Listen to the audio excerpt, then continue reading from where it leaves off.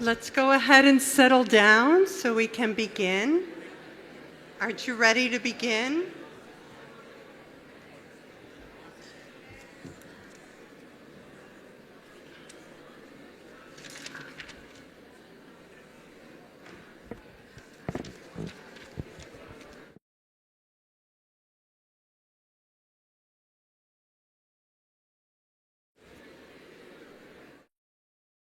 Very warm welcome to you all. Welcome to the International Women's Conference 2025.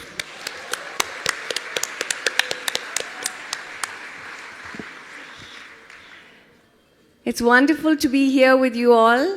A very warm welcome to all our distinguished speakers, all our dignitaries, and all our guests today. This is my colleague and my dear friend, Patty Montella from the USA. And this is my colleague and dear friend, Pooja Handa from London by way of Botswana.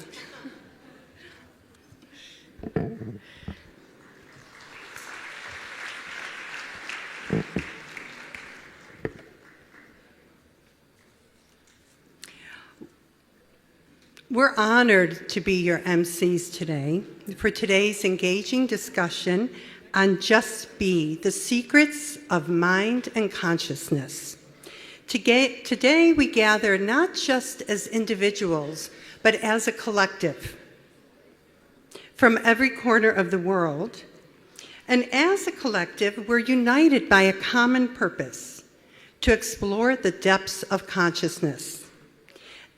As we embark on this journey together, let's embrace the theme, Just Be, and dive deeper into the power of the present moment. As we embark on this journey together, we're so often in a world that is often defined by constant motion, endless tasks, overwhelming distractions. This theme serves as a gentle reminder to slow down, reflect, slowly engage with our true self. Today, we have the privilege of hearing from a distinguished panel of experts representing a wide field of experience as we embrace the spirit of Just Be. Are you excited? Are you sure you're excited? Let's really hear it. Okay, we're excited too. There's so much to cover, so hold on. We're almost there. There's just a few more things that we have to go over because as you are aware, our chief guest, the Honorable President of India, will also be here with us today, and it's really thrilling, isn't it? So to prepare for her arrival, it began with a security check before you got in here. And I want you to be aware that anytime you leave the hall, you need to go through a brief security check again.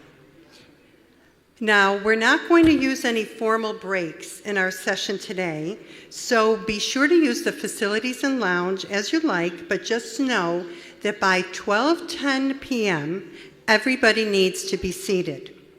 Because if you're not in the hall by then, well, it'll be a little bit like Cinderella's carriage turning into a pumpkin. You won't be able to enter, and we absolutely don't want that to happen again.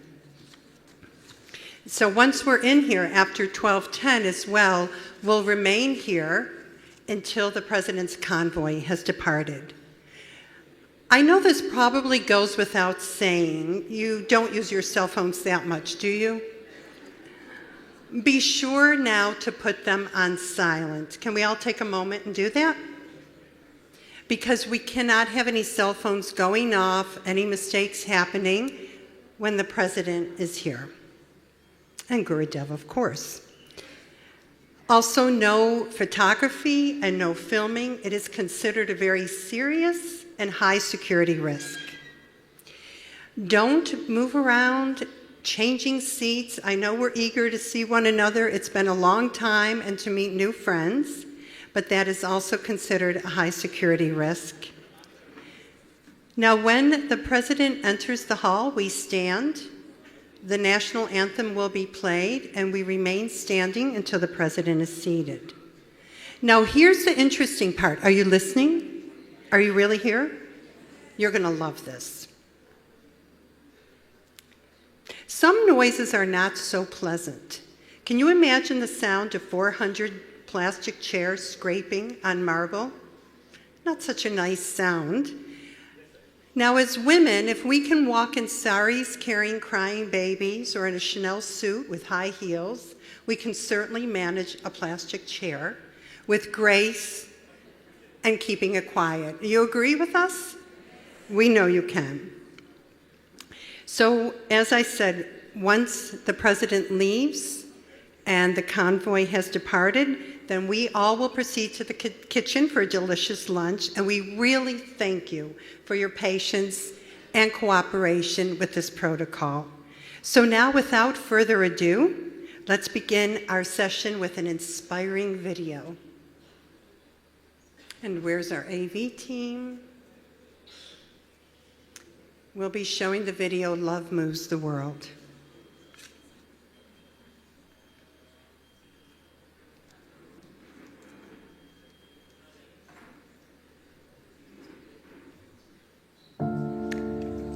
In an era where the world is torn between aggression and depression, a child was born who at the age of 4 astonished his teachers by reciting the Bhagavad Gita.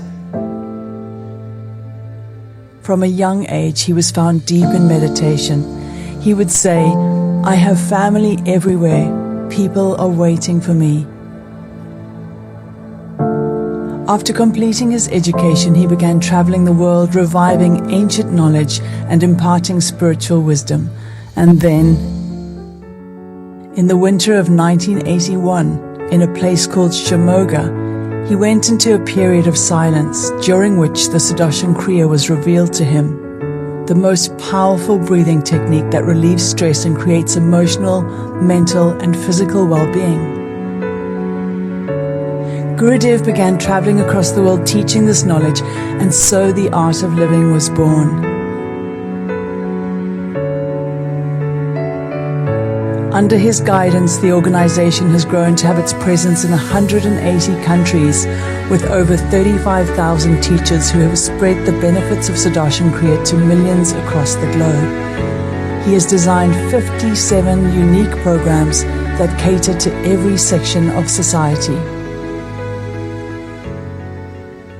It is stress which is the cause of violence in life. Whether it is violence towards oneself or the aggression that one has towards others, the basic of this is stress. The world around me has changed. There is so much more joy. I feel like there is so much more to be grateful for. The mental capacity is far greater than I've ever had before. And I feel like the breathing process really cleanses your body and your mind, and you're at peace and you're a more calm person. I'm so much more calm and focused, and regardless of what's going on externally, I can find internal peace. Dear Gurudev, if it hadn't been for you and your teachings, my life would look much different than it does today. It's incredible that you were able to get through to a bunch of people who essentially believed in violence only. If you see through my eyes, I don't see any bad people per se on earth. The people whom we call as culprits of heinous crimes, there is a victim crying for help inside of them. The Art of Living's prison programs have transformed the lives of over 800,000 prisoners world over. I also have started to believe in myself that I have an impact in passing on and in doing service. And Guruji, I want to thank you so much for your love. Thank you so much. The Yes for Schools program in the United States has saved many at-risk inner-city youth from a life of crime. I lost my sister, I lost my grandma, I lost my great-grandpa, and I didn't know how to deal with my stress, but since the yoga classes started to help me, and I don't feel much about it anymore because I feel happy, like they're in a better place now. Whether man-made disasters or natural calamities, ArtofLiving's vast global network is one of the first groups to respond with relief efforts.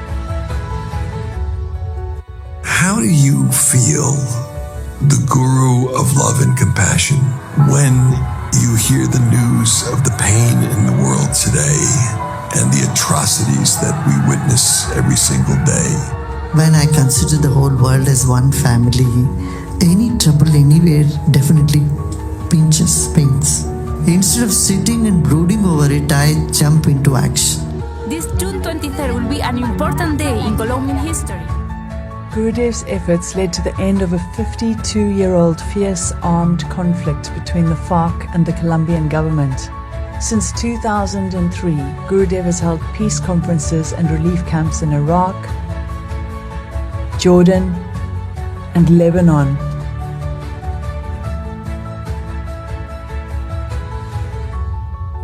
With a vision of a one-world family, Gurudev gathered people from over 150 countries to celebrate the first World Culture Festival in Bangalore. In Berlin, where the Second World War was declared, the festival brought together thousands from across the globe to celebrate unity and diversity. In Delhi in 2016, the festival brought together over 3.75 million people from 155 countries, with spectacular performances by 36,602 artists on a breathtaking 7-acre stage the size of 6 football fields. In 2023, the 4th edition of the festival saw 1.1 million people from 180 countries gather on the National Mall in Washington, D.C. Uniting cultures, celebrating diversities, it's a simple message, but it's a powerful one, and it's the message of the future. And I would encourage people to get involved with ArtofLiving, and if they have an opportunity to come here to the festival, to come, or indeed come in the future.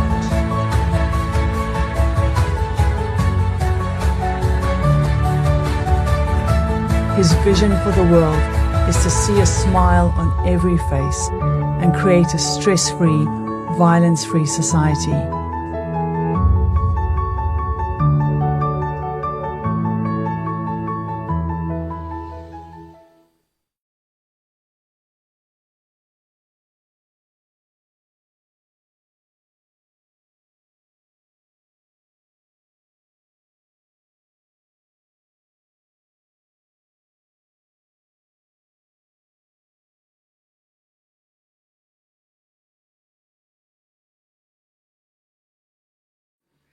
Of the fact that we all have the same 24 hours a day, but how we spend it is dramatically different.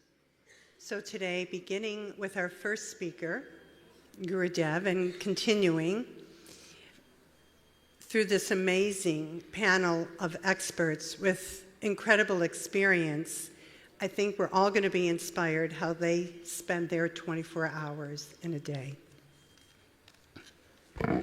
And now, it's time to invite our dignitaries onto stage, please. It's our honor to have our esteemed dignitaries with us today. Please give them a big, warm round of applause.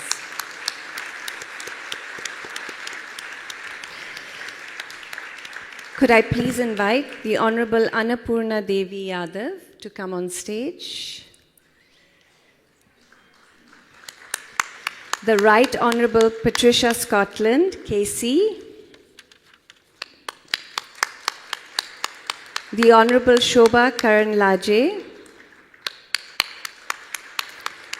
The Honorable Hema Malini ji.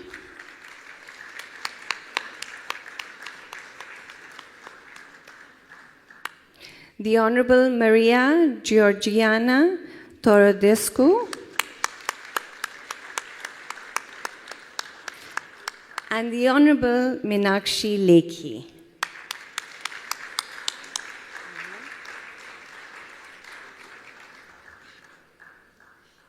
And our very own chairperson, Srimati Bhanumati Narasimhan, Bhanuma.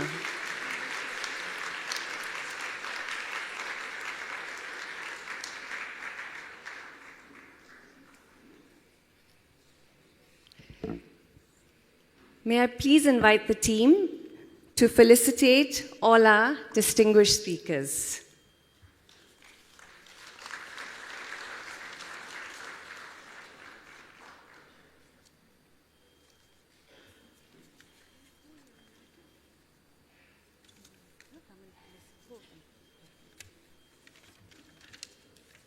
Could the team please come and felicitate the Honorable Annapurna Devi Yadav ji?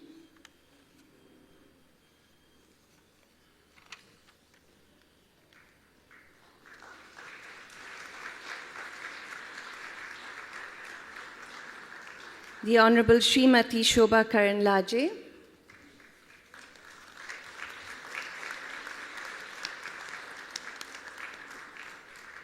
The Honorable Srimati Hema Malini ji.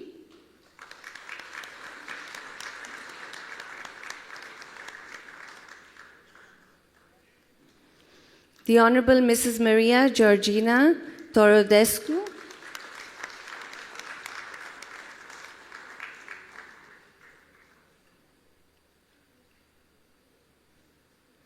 Mrs. Meenakshi Lekhi ji.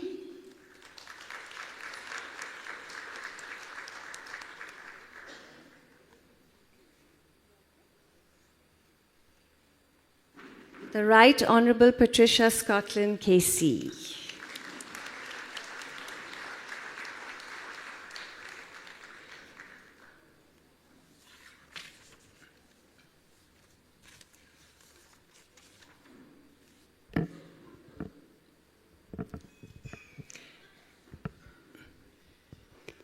In a moment, Srimati Ramala Sen, our conference coordinator, will share her remarks, and I want to tell you a little bit about her remarkable life. Ramala Sen was born in Kolkata, India, an honors graduate in English literature. She had previously been on the board of the International Association for Human Values. At present, she serves as a trustee of Vedic Dharma Sansthan Trust. You're going to have to forgive my American accent. We have practiced for days, but this is as good as it gets. The Trust is a charitable, religious, spiritual, and educational body which works toward promoting the Indian culture and educational heritage. She is also a director of the International Women's Conference held biannually at the Art of Living Center right here, where we are in Bangalore, India. She is a meditation teacher and one of the most enthusiastic volunteers you will ever meet in your life. Please welcome her.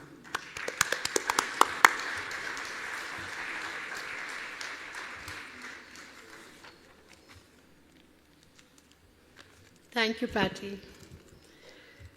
Namaste and a very warm welcome to all of us present here. With the blessings of Puja Gurudev Shri Shri Ravi Shankar and the guidance and leadership of our chairperson, Srimati Bhanumati Narasimhan, I'm so privileged and honored to stand here before you on the momentous occasion of the 10th International Women's Conference celebrated here in the ashram.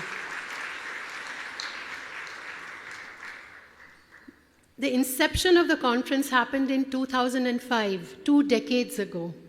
And since then, we have had impactful dialogues. We have had so many interventions and so many projects that have sprung out of this conference.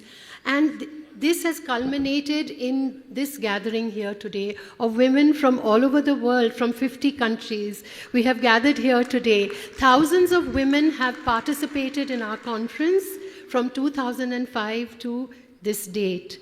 So we are very, very proud and very, very privileged to have you all here with us today. The conference theme, Just Be, The Secrets of Mind and Consciousness, urges us to think how we can reflect, how we can relax, how we can step back, and how we can reconnect with who we really are. Yeah? We are always striving to achieve. We are always striving to be someone, striving to do something. And in this race of wanting to achieve, sometimes we become stressed, or our health and our mind gets affected with this stress. So let us take this time off and let us deliberate on, our speakers will deliberate on different factors that affect the mind and consciousness in these next 3 days. Yeah, as women, we are nurturers, we are caregivers, we are very, very eager to take responsibility at every step, but we need to also step back and relax. So as Gurudev says, events are transitory. Pick up the wisdom and be free, and then just be. So here we are gathered here today to celebrate this. And it is a very special privilege and honor today, standing here as a woman amongst all you dynamic, remarkable, and wonderful women, to be able to receive the Honorable President of India, Srimati Draupadi Murmu. And it is a very special honor for us to be able to receive her today. So all the best, have a lovely time, and I hope that you are all comfortable and you're all taken care of, and if anything you require, we are all there to serve and be with you. Jai Gurudev.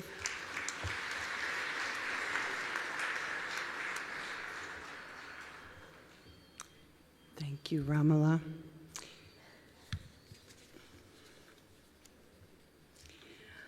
And now I have the incredible honor of introducing our conference chairperson, Srimati Bhanumati Narasimhan.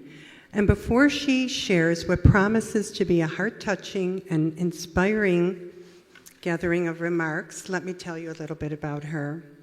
She is the sister of Gurudev Sri Ravi Shankar and is a passionate advocate for a stress-free, violence-free world.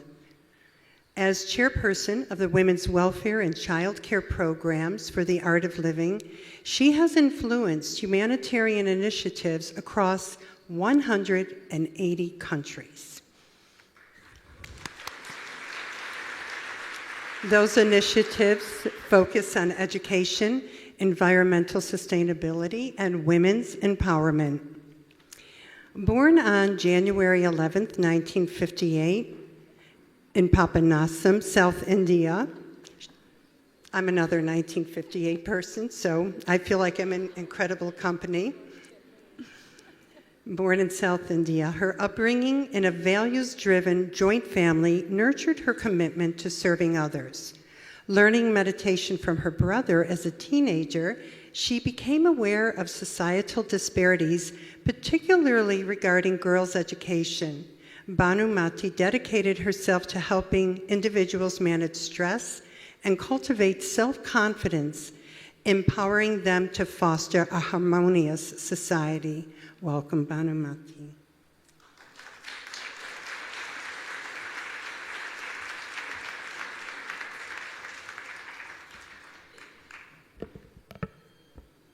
Namaste. Guroradhiranadischa Guror Paramadaivatam Guror Parataram Nasti Tasmai Shri Shri Gurave Namaha. So nice. Today is a wonderful morning. Welcome to all of you. I know you had to go through some protocol, but you know, I'm quite sure you all understand. Yeah.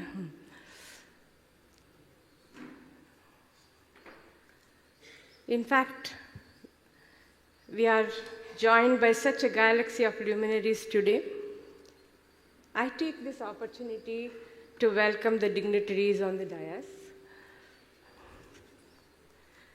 Honorable Miss Patricia Scotland, Secretary General of the Commonwealth, Honorable Srimati Annapurna Devi, Honorable Srimati Shobha Karanlaje, and Honorable Srimati Hema Malini ji, and Honorable Miss Maria Georgiana, Honorable Miss Meenakshi Lekiji,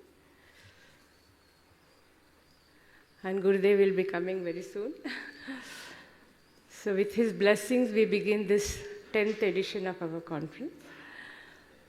Every year we have some special theme. This year we have named this as Just Be. You must be wondering what is that. So as Chinky-ji said rightly, that how we are always in a hurry to accomplish something, do something, isn't it? All the time we are in a hurry to do things, and this is a time to just be, relax, and that is when you can achieve more things. This is our experience, when your mind is full of too many ideas, you can't do even one idea properly. So this is why we called this conference Just Be. It was inspired by Gurudev's one small poem. He said, events are transitory, pick up the wisdom and just be. So during pandemic, we all know how much there was so much of mental tension, and there was so much problem, isn't it, with the mental health issues. So that is when we were coining this, that next conference should be Just Be. So let us all come together and then learn how to be in ourselves, to reach the source of that comfort, inner journey. So meditation is the best tool, and this is the best place to learn that. Apart from that, we have many great thinkers, thought leaders here who will inspire us with their life experiences, whatever they have achieved so far. So how we can find solutions, because whichever background we are from, our mind is the same. Everywhere you see, the mind has the same anxiety, same concerns. So how best we can learn from each other. And this is also the best, this is a platform for both urban and rural women to come together and discuss things that concerns us. Because we can learn a lot from rural women, the team spirit, the resilience, the perseverance from them, and from urban women we can learn how to really achieve things and go-getter, right? So these are the themes that we have, and we are very happy that in these 20 years, this is the 10th conference, as we said, we have reached over 6,000 women delegates. They have come here, and 115 countries have been participated in this. And this conference, as Chinky said, 50 countries are here right now sitting with us. And a warm welcome to all of you. I know you have traveled a long way from Australia to New Zealand to this Argentina, America. Thank you so much for coming.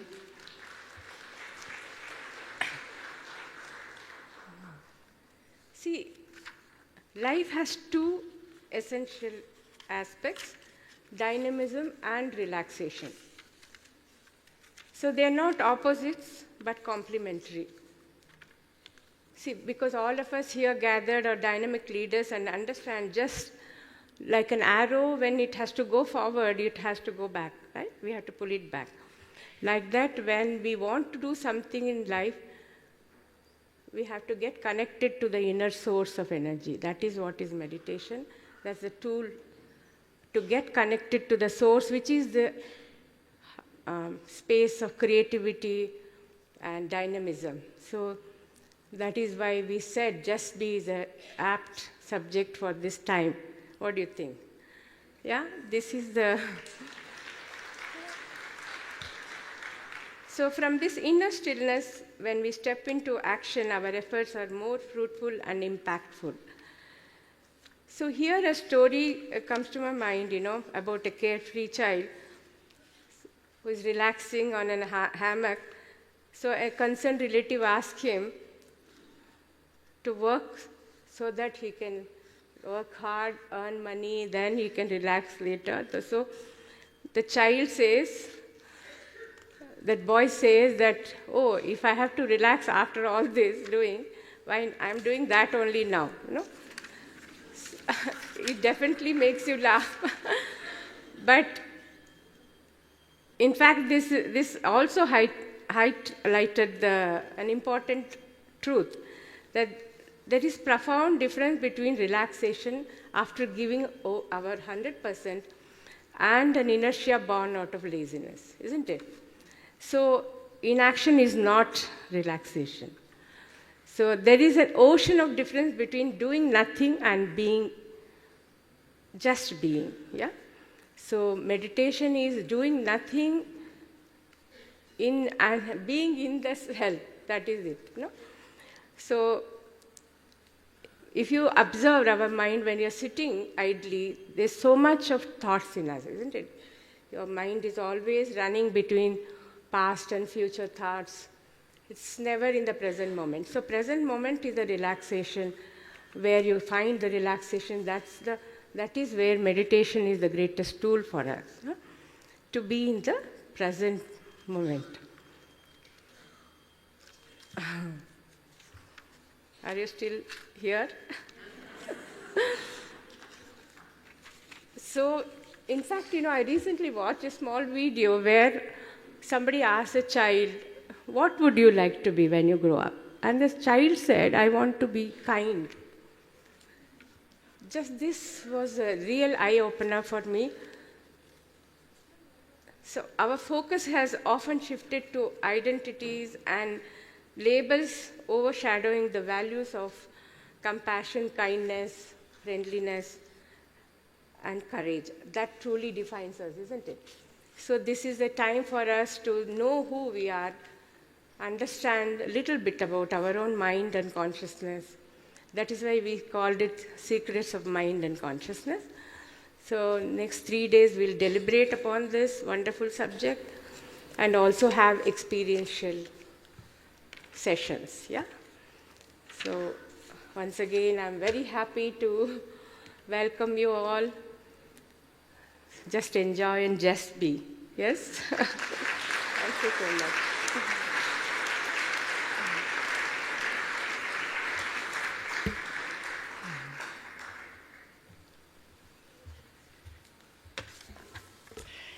Thank you, Didi. It's always so inspiring to listen to Didi and learn from her wisdom.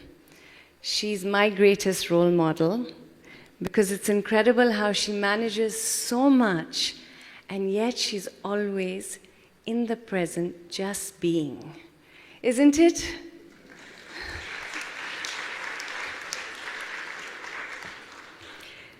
It now is a great pleasure to tell you a little bit about our next speaker, the Honorable Srimati Annapurna Devi Yadav. Srimati Annapurna Devi Yadav is the Union Cabinet Minister for Women and Child Development, with over 20 years of public service. She began her political career in 1998, serving as a member of the Legislative Assembly of Kodarma until 2014. Following her 2019 victory in the Lok Sabha elections, she became a member of parliament. In 2021, she was appointed Minister of State for Education and is currently the National Vice President of the BJP, actively shaping the party's initiatives for public welfare. Please give her a warm welcome.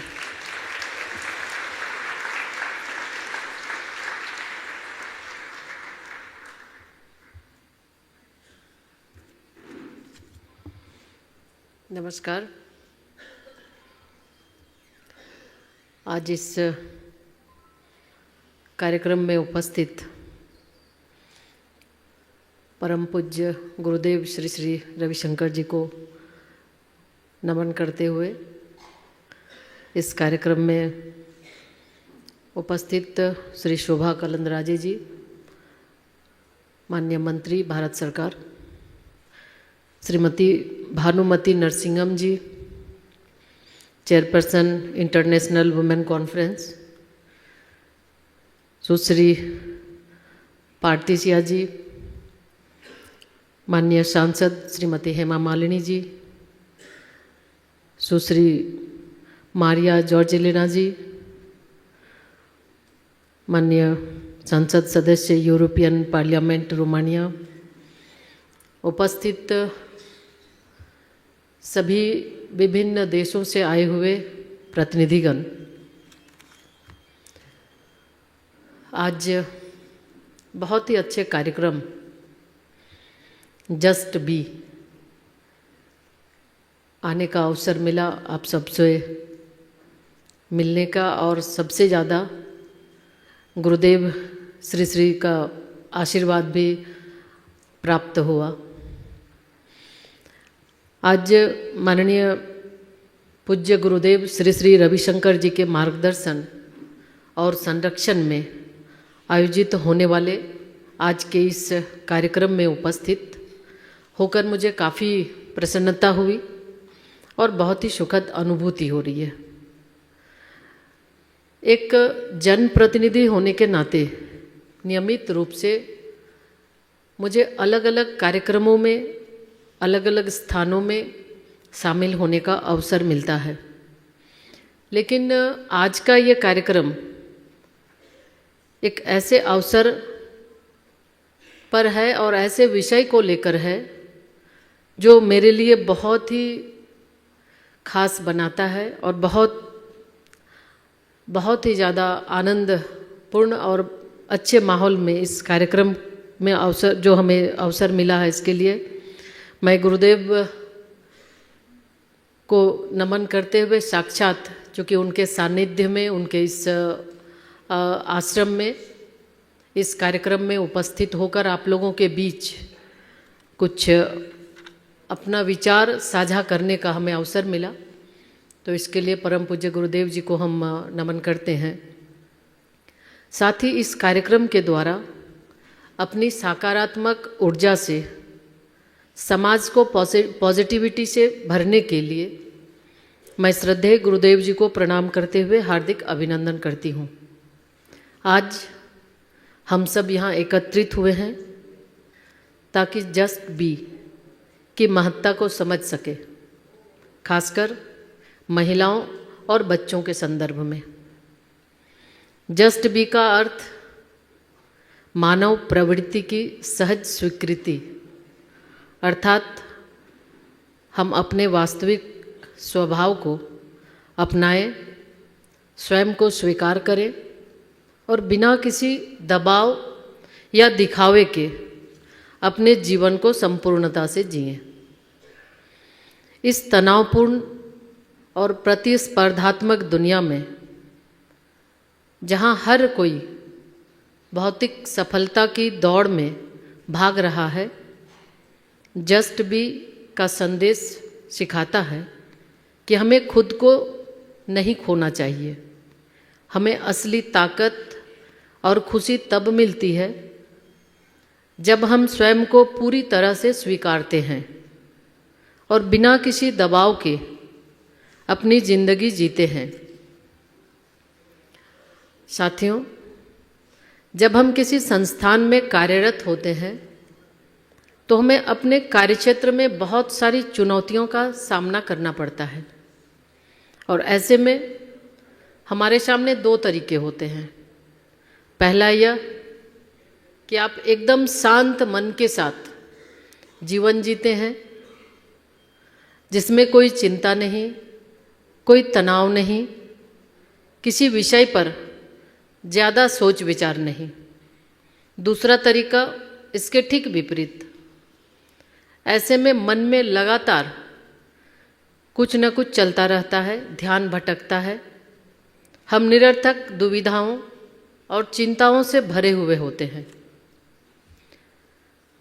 महिलाएं multitasking के गुण से संपन्न होते हैं, कारण इन चुनौतियों का दृढ़तापूर्वक सामना करने में सक्षम होती हैं।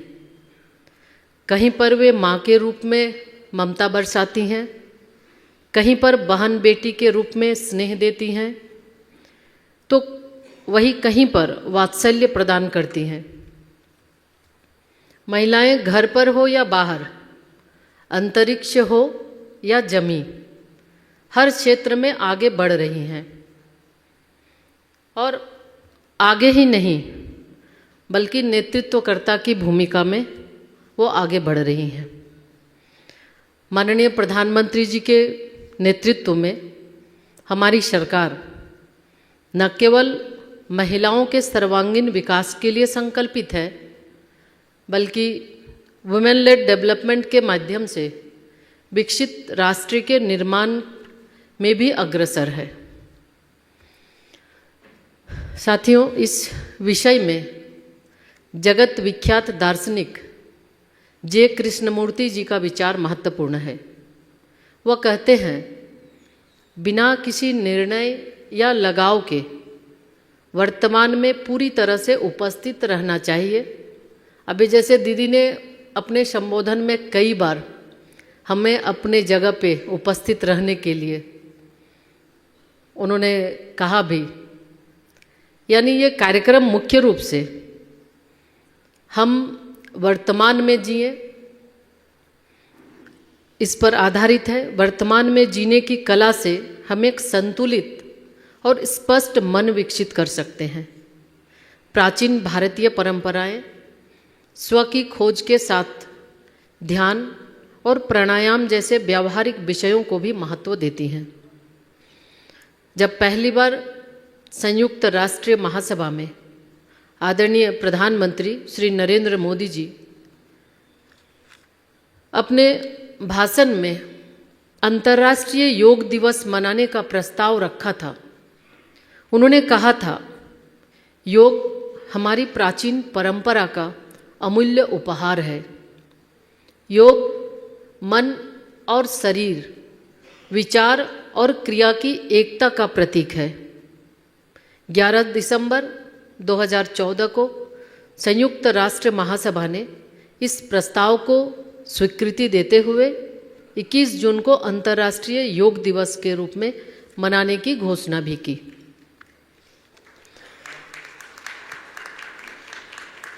मन को समझना स्वयं को समझने की कुंजी है। जैसे समुद्र के उदाहरण से हम समझ सकते हैं कि समुद्र की सतह जितना ही ज़्यादा अशांत होता है, अगर गहराई में जाए तो उतना ही ज़्यादा शांत होता है। ध्यान विश्राम की कला है, कुछ न करने की कला है, लेकिन बहुत से लोगों के लिए कुछ न करना आसान नहीं होता। जस्ट बी का संदेश महिलाओं के लिए अत्यंत महत्वपूर्ण है। हमें आत्मस्वीकार्यता की शक्ति को समझना चाहिए और अपनी विशेषताओं, खामियों और कमजोरियों को अपनाना चाहिए। जब महिलाएं खुद को पूरी तरह स्वीकारती हैं तो वे आत्मविश्वास से भर जाती हैं और हर क्षेत्र में उत्कृष्टता प्राप्त कर सकती हैं। आज की महिलाएं और बच्चे के लिए आत्मनिर्भरता और सशक्तिकरण महत्वपूर्ण है। यह सुनिश्चित करना कि हमारी बेटियां और महिलाएं आर्थिक, सामाजिक और शैक्षिक रूप से आत्मनिर्भर बने, एक प्राथमिकता होनी चाहिए। जैसे महिलाएं अपने क्षेत्र में स्वरोजगार के माध्यम से आत्मनिर्भर बन सकती हैं। आत्मनिर्भरता हमें न केवल अपनी पहचान स्थापित करने में मदद करती है, बल्कि समाज में एक प्रभावी भूमिका निभाने में भी सक्षम बनाती है। साथियों, हमें सामाजिक रूढ़ियों को तोड़ने और महिलाओं के लिए समान अवसर सुनिश्चित करते रहने की ज़रूरत है। हमें हर महिला और बच्ची को प्रोत्साहित करना चाहिए ताकि वो अपने सपनों को पीछा करे और हर प्रकार की सामाजिक बाधाओं को तोड़ सके। यह न केवल समाज को अधिक समावेशी बनाएगा, बेटियों को भी सशक्त बनाएगा। और आज अभी इस मंच पे उपस्थित जितने भी डिग्निटरीज हैं, सभी अलग अलग क्षेत्र में, अपने अपने क्षेत्र में कहीं न कहीं उत्कृष्टता हासिल किए हुए हैं। तो निश्चित रूप से बच्चों के लिए जस्ट बी का मतलब है कि वे अपनी सरलता और मासूमियत को बनाए रखें, बच्चों को उनके बचपन का आनंद लेने दें और उन्हें बिना किसी दबाव के अपनी रुचियों और क्षमताओं को विकसित करने का मौका दें। हमें उन्हें इस बात का एहसास दिलाना चाहिए कि वे जैसे भी हैं वो अनमोल हैं। जस्ट बी का एक और महत्वपूर्ण पहलू मानसिक स्वास्थ्य और संतुलन। आज के समय में मेंटल हेल्थ अवेयरनेस सिर्फ व्यक्तिगत आवश्यकता ही नहीं बल्कि सामूहिक आवश्यकता हो चुकी है। और एक रिपोर्ट के अनुसार दुनिया में हर 8 में से 1 व्यक्ति मानसिक स्वास्थ्य समस्याओं से जूझ रहा है। और ऐसी परिस्थिति में हमें स्व की खोज के माध्यम से सामूहिक ज़रूरतों को संवेदनशीलता से समझने की आवश्यकता है ताकि मेंटल हेल्थ को वैश्विक प्राथमिकता बनाया जा सके। स्वामी विवेकानंद जी ने भी कहा, हम वही बनते हैं जो हमारे विचार में बनाते हैं, हम वही बनते हैं जो हमारे विचार हमें बनाते हैं। इसलिए अपने और अपनों के मन की अवस्था और विचारों को लेकर संवेदनशील होना हम सब की सामाजिक जिम्मेदारी है और हम सबको जागरूक होकर इसका पालन करना चाहिए। मैं आप सभी से विशेषकर महिलाओं और बच्चों के संदर्भ में यह अपील करना चाहती हूँ कि हम इस जस्ट बी के संदेश को जीवन में अपनाएं, स्वयं को पूरी तरह स्वीकारें, सरलता और संतोष से जीवन जिएं और मानसिक स्वास्थ्य का ख्याल रखें। आइए हम सब मिलकर एक ऐसा समाज बनाएं जहां हर महिला और बच्चा स्वयं को स्वतंत्र और सशक्त महसूस करते हैं। और जब कभी भी हमें परेशानी हो, हम परम गुरुदेव जी को ध्यान करें और निश्चित रूप से अपने जीवन में आगे बढ़ने के लिए हम अपने जीवन में आगे बढ़े, मन को शांत करके जहाँ कहीं भी हैं हम स्थिर मन के साथ काम करें। हम यही आग्रह करेंगे और अंत में पुनः पूज्य गुरुदेव जी का आभार व्यक्त करते हुए इस अविस्मरणीय अवसर के लिए आप सभी को बहुत बहुत धन्यवाद देती हूँ। अभी आज के इस कार्यक्रम में मुख्य रूप से हम सबके बीच माननीय राष्ट्रपति जी भी आने वाली हैं, हम उनको भी सुनेंगे।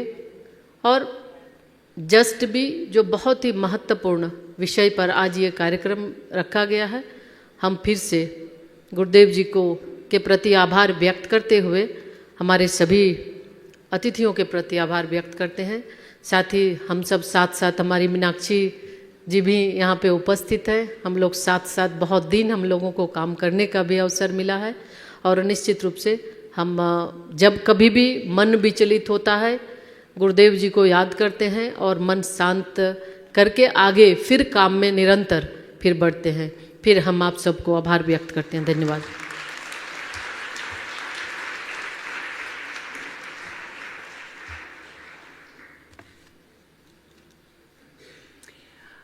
We received some translation in the back, and the heart, excuse me, and the conviction that you spoke with was truly touching. The Right Honourable Patricia Scotland Casey is a leader of many firsts, and I must say, as I read your bio, that was an example of how one person lives 24 hours. Baroness Patricia Scotland, the 6th Secretary General of the Commonwealth of Nations, is the first woman to hold this prestigious position. A groundbreaking leader throughout her career, she has been a pioneer in shattering glass ceilings and championing global cooperation. Born in Dominica and raised in the UK, Baroness Scotland has achieved numerous historic firsts. She became the first Black woman to be appointed Queen's Counsel in 1991, the first woman to serve as Attorney General for England and Wales since its inception in 1315, and the first female Secretary General of the Commonwealth.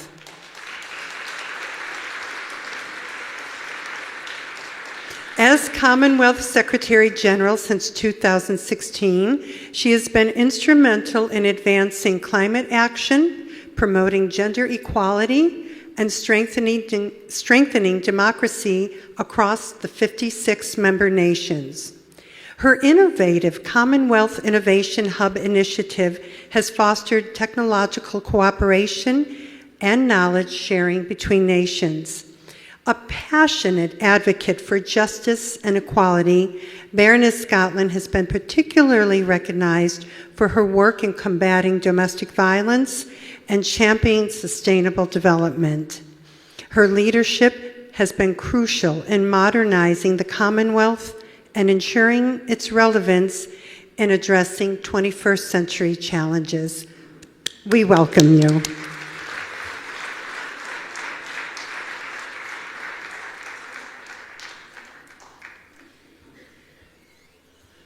Namaste.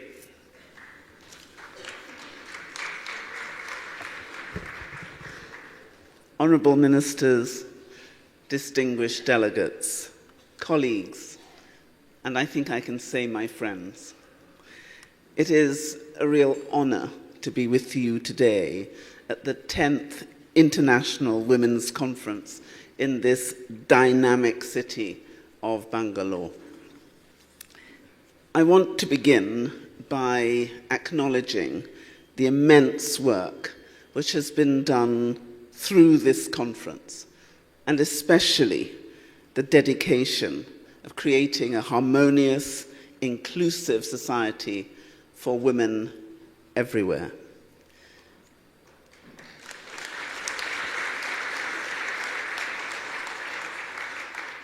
I think all of us must give real welcome to the great Sri Sri, who is now joining us.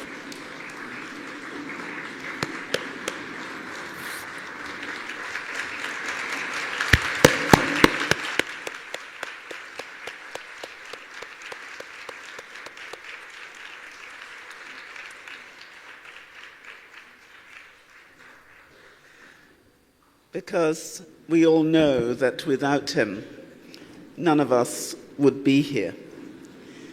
At the heart of this extraordinary movement is Sri Sri Ravi Shankar.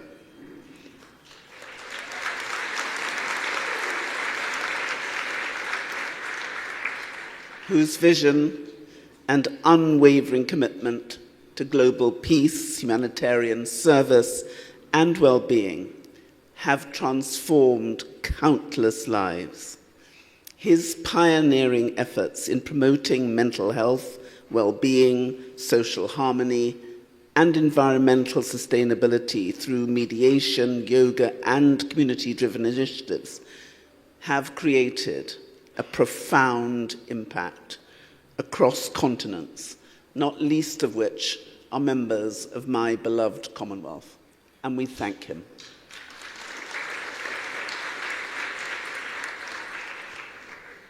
We live in a world in a state of flux, where we've seen pain and difficulty and challenge. And we have never needed this message of peace and harmony and tranquility more than we do today. And we've never needed the voice, the power, the ingenuity, and the commitment of women more than we do today.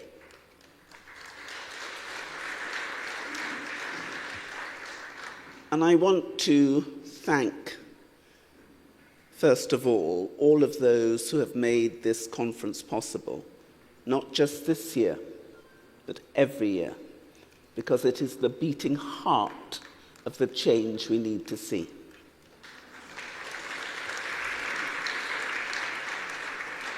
I also want to thank every single woman here for being here and being the change we need to see in the world, but I want to thank the men who sit with them.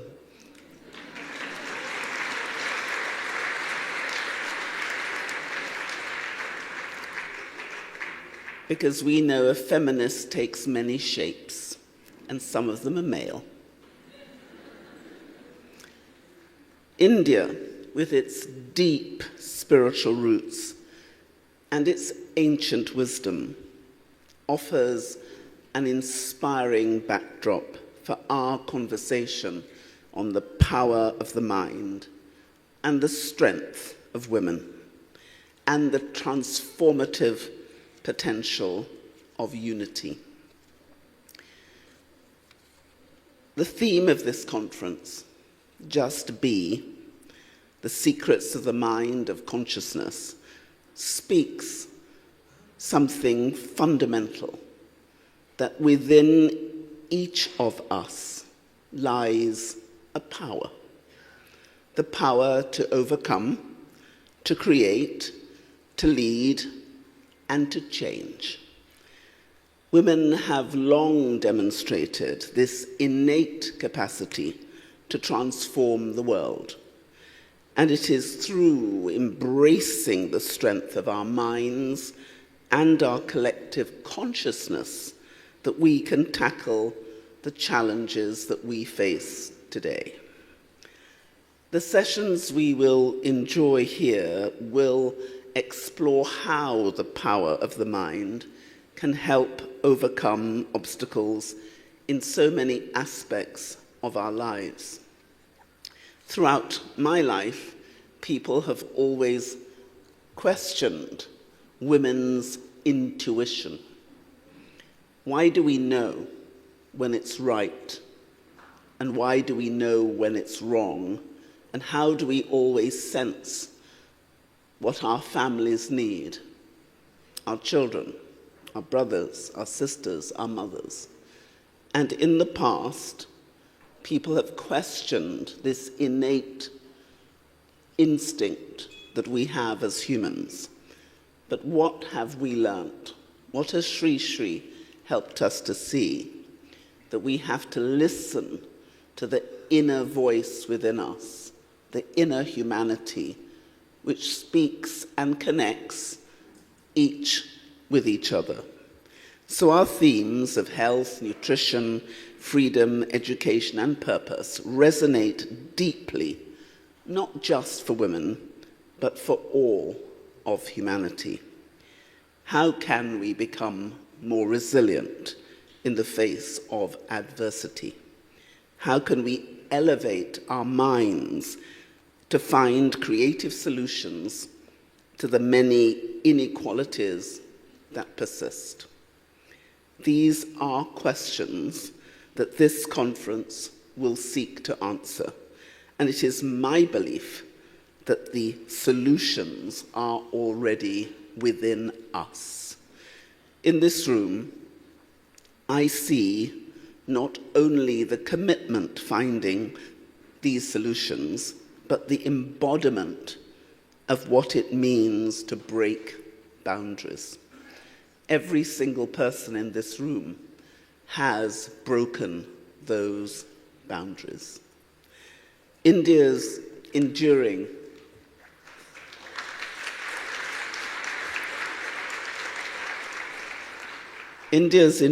tradition of resilience and strength is visible in the leadership of women across this nation, from the cities to the villages, from urban boardrooms to rural communities. Here, we are seeing the power of women taking root in every sphere of life, building bridges where there were once only walls.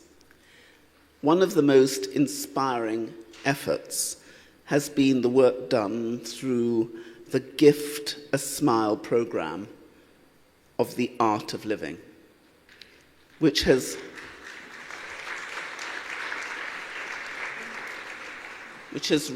reached underprivileged children in 22 states of India. This initiative not only supports the education of children, but helps to bridge the divide between urban and rural women, making education accessible to all. These are the kinds of tangible steps that make an extraordinary difference in the lives of women and girls, showing us that with determination and collective will, we can break down the barriers and create lasting change. Through yoga, meditation, and the nurturing of our minds and bodies, we can gain the clarity and strength needed to navigate the complex challenges of our time. I've often thought of all the things that I was told I could not do. I could not do because I was a woman. I could not do because I came from a small island developing state. My state is a huge country, 72,000 people.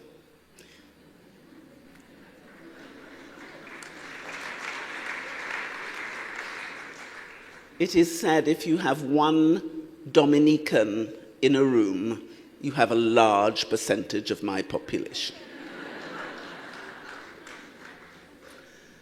I was told that if you were one of 12 children, I'm one of my parents' 12 only children, I'm the 10th of their only children, 5 girls, 7 boys, that if you came from such a family which was not burdened by money, but buoyed up by faith and by intellect, you could not succeed in our world.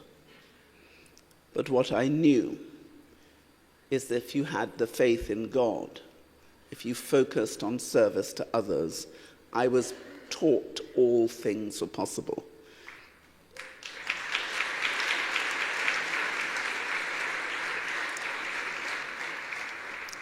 So let me tell you a secret. Every ceiling I have shattered has not been shattered by me, but has been shattered by my belief, my total commitment, and my faith in God. He shattered the ceilings.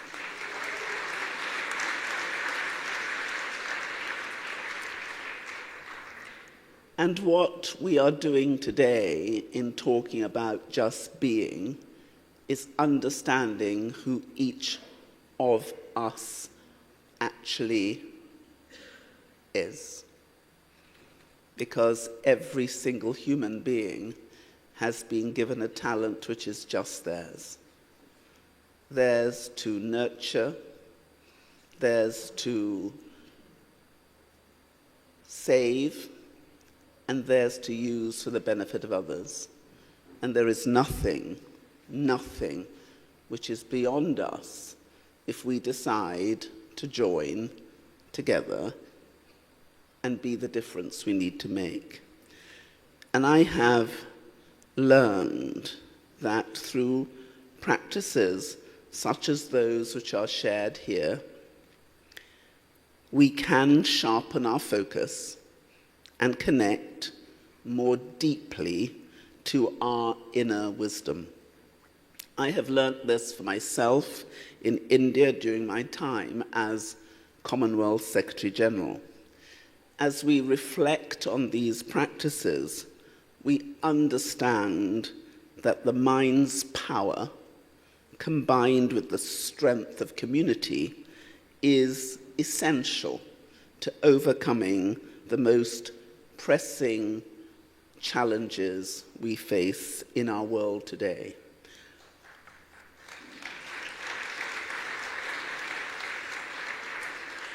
From achieving gender equality to addressing the impacts of climate change and ensuring access to education and healthcare for all. We know that the world needs more than just intellectual innovation. It requires compassion, a deep understanding of interconnectedness, and the commitment to the collective good. Women throughout history and in all corners of our world have embodied these qualities, whether it's in the health sector, where women continue to drive innovation in maternal care and reproductive health, or in education, where women are not only transforming their own lives, but the lives of their children and communities. Women are leading the charge for a better world.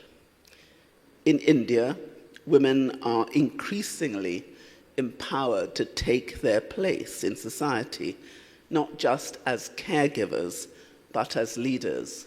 Look at your panel.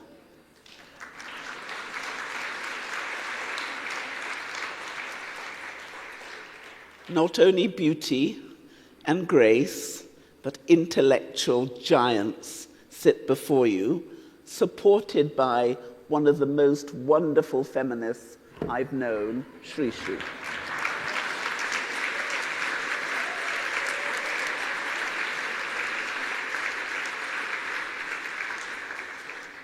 Now, from the pioneering women scientists who made history in India's recent lunar mission to women entrepreneurs shaping the economy, India has proven that when women are given the space to lead, they rise to the occasion with brilliance and purpose.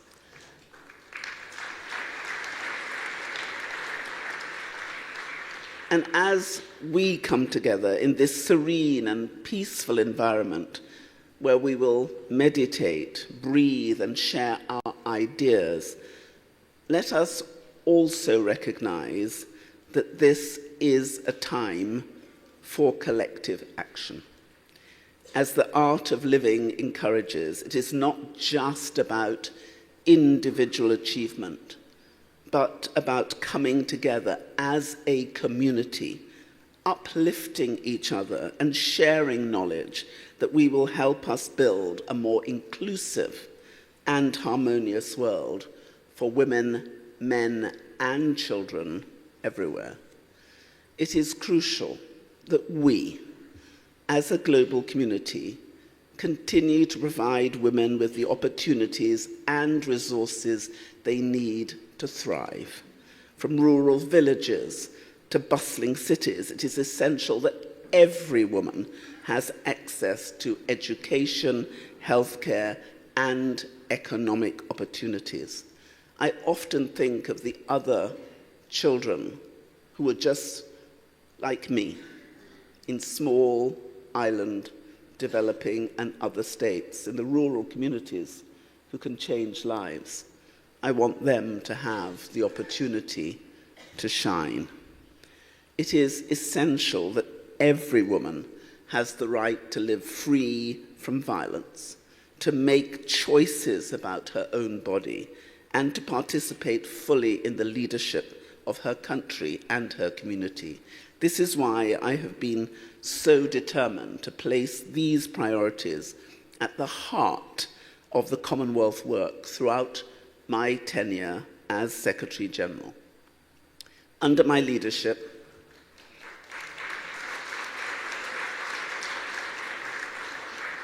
we have made significant strides to advance gender equality across all our 56 member states. That's 2.7 billion people, 60% of whom are under the age of 30. 1/3 of humanity. Now, whether through supporting women's political empowerment or promoting women's health, the Commonwealth has been at the forefront of advocating for the rights and voices of women, not least in our constant, unrelenting efforts to combat violence against women and girls, which still is the most pernicious of all assaults on women. affecting 1 in 3 women in our world. And we know that empowering women is not only the right thing to do, it is the smart thing to do. When women are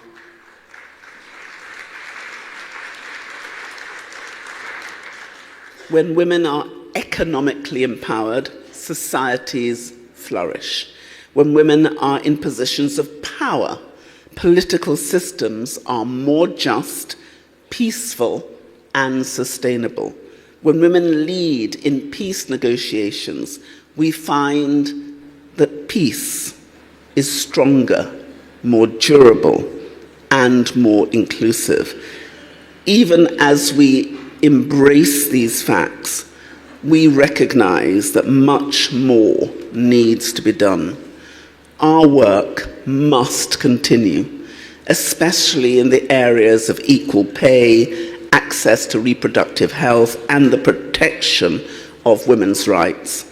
The global challenge we face, climate change, economic inequality, and political instability, hit women hardest. And they will not be solved unless we ensure women are at the table and leading the way. We can no longer just be on the menu. We have to be the decision makers.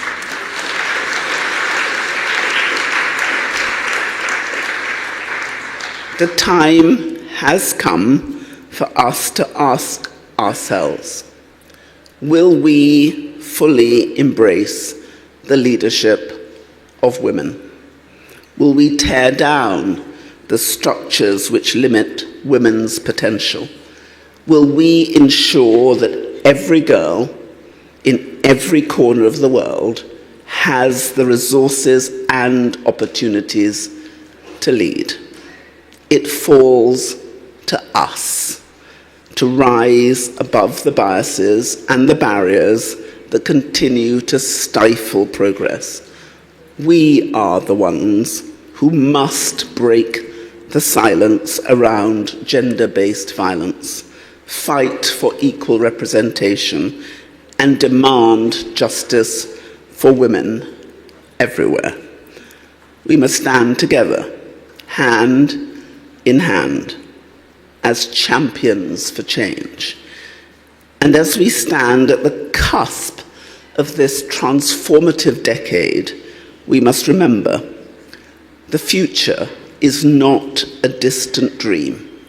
It is a reality we are shaping now, today, with every step we take, with every woman we empower, with every voice we amplify. Let us continue this work with renewed vigor, knowing that when women are free to live, to lead, and to thrive, the world is a better place for everyone. Let us reaffirm our commitment to breaking down barriers, opening doors, and creating spaces where the minds and talents of women can shine without limit. Every woman's journey is a beacon of hope for the rest of the world. And this gathering will spark so many new journeys. I look forward to the discussions we will have ahead of us, the new ideas we will share, and the pathways that we will forge together. My time in this office is coming to a close, but I am filled with hope because I see in each of you the embodiment of the power that will shape our future, an empowered, equal, and peaceful world for all women everywhere. And I remember something that my mother told me when I was really small. She said, "My darling, we don't allow men to do anything else on their own, so why do we let them run their world? They need our help."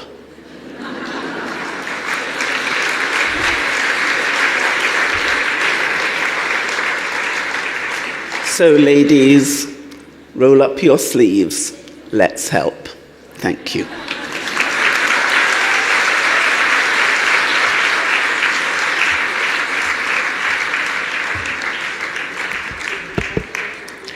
Thank you, Honourable Patricia Scotland, for your beautiful and powerful words. You spoke about power, and I think I speak on behalf of everyone over here who has experienced the gift of Gurudev's, of Sudarshan Kriya, that ignited the power in each and every one of us, yes? I'd like to now introduce our next speaker, the Honourable Shobha Karanlaje. Srimati Shobha Karanlaje is the Union Minister of State for Labour and Employment, as well as for micro, small and medium enterprises, representing Bengaluru North in the Lok Sabha since June 2024. Her political career includes service as a member of the Karnataka Legislative Assembly, where she held key positions in various ministries, notably as Minister for Rural Development from May 2008 to November 2009. Karnataka was recognized as the best performing state in rural development by the Government of India. Please give her a warm welcome.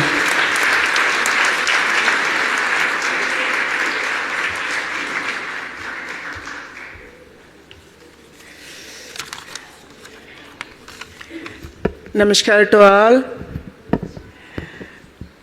सबको नमस्कार ಎಲ್ಲರಿಗೂ ನಮಸ್ಕಾರ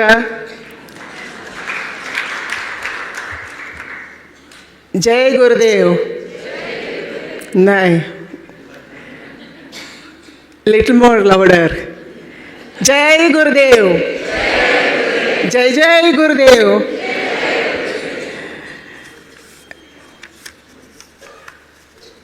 respected Gurudev Shri Ravi Shankar Guruji, esteemed dignitaries, distinguished guests of the dais and on the dais, because many leaders are sitting in front of us, media leaders are sitting in front of us. Welcome to all. Welcome to our home, Guruji's and mine. This is my constituency, Lok Sabha constituency. Friends, it is an absolute honor to stand before this gathering of remarkable women from over 100 countries, united in our pursuit of progress, empowerment, and collective success. India always believes Vasudhaiva Kutumbakam. The world is our one family.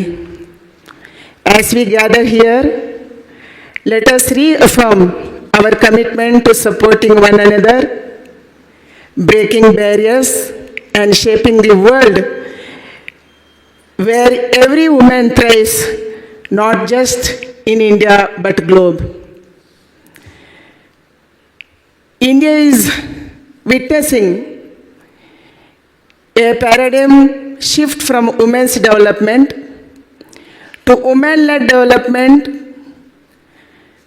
We are, before talking about women development, now we are talking about women-led development in India, where in governance, in business, in science, and in social leadership, Indian women are taking the lead, shaping the policies, and driving the change.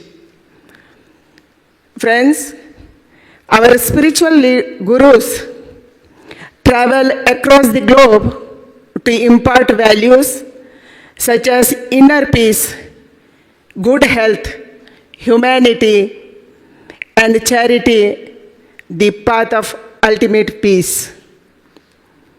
India has never conquered another nation.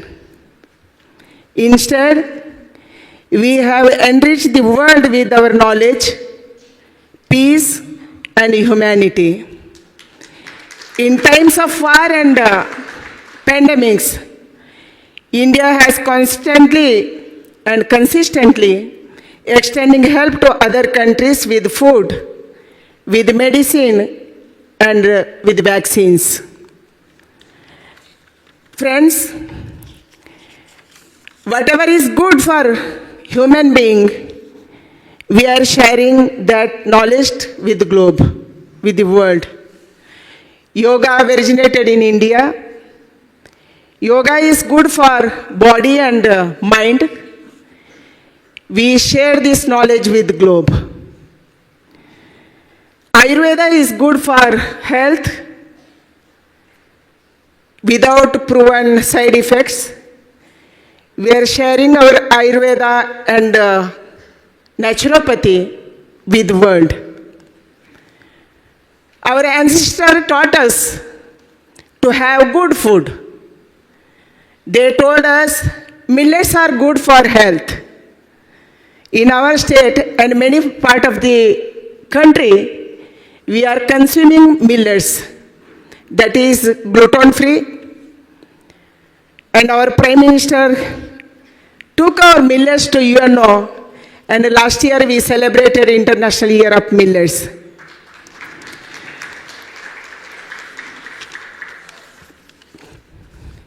Women in India are the key partners in this growth. With 43% workforce, predominantly in rural areas, contributing significantly for economic growth. They are the successful entrepreneurs, skilled agriculturists, and vital contributors to animal husbandry, especially in dairy and food processing. Women are among the finest scientists, doctors, engineers, teachers, and professionals. In every field, they lead India's growth story, whether launching satellites in ISRO or safeguarding our borders in defense. Notably, the Agni missile stands as a testament to the excellence of our esteemed DRDO lady scientist, that is Mrs. Tessie Thomas. She is named as Agni Putri, means Agni daughter. Women in India are increasingly taking leadership roles in governance. In Indian local bodies, including Grama Panchayats, Taluk Panchayats, Jilla Panchayats, and city municipalities, we have got a 50% reservation, and they are actively participating in policy making and policy decisions. A historic milestone was achieved when Parliament passed a bill ensuring 33% reservation for women in Lok Sabha and state assemblies. Because many of the topics are discussed by UN Secretary General. I don't want to discuss much. Only I want to extend my gratitude to Gurudev Ravi Shankar Guruji for creating this platform where we can celebrate our success, discuss issues, and inspire one another. It's a remarkable vision as being a guiding light for millions, inspiring them to live in peace, comfort, and with a deep sense of connection to humanity. The art of living has brought spiritual solace to countless people through practical programs in stress relief, meditation, yoga, and service. Friends, I feel proud I represent this constituency, Guruji's Karma Bhumi.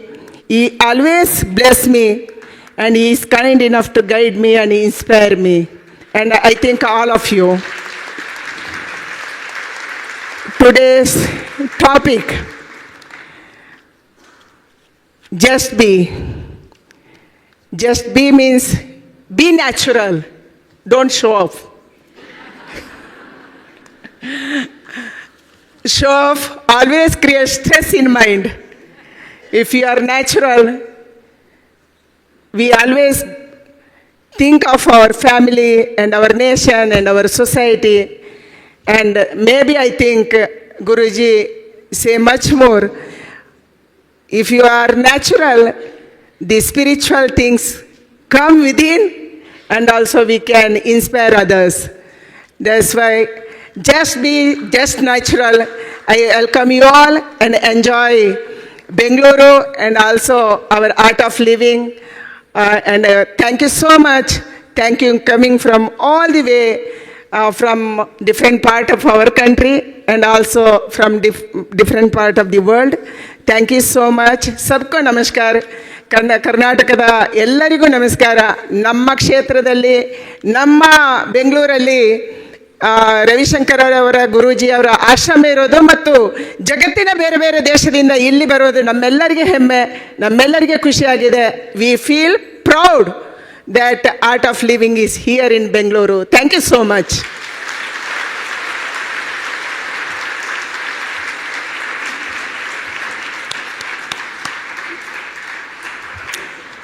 Those were powerful and inspiring words, no doubt.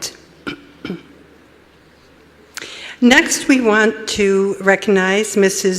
Georgiana Tordescu, who has been a member of the European Parliament since June of 2024, elected on the list of the Alliance for the Union of Romanians.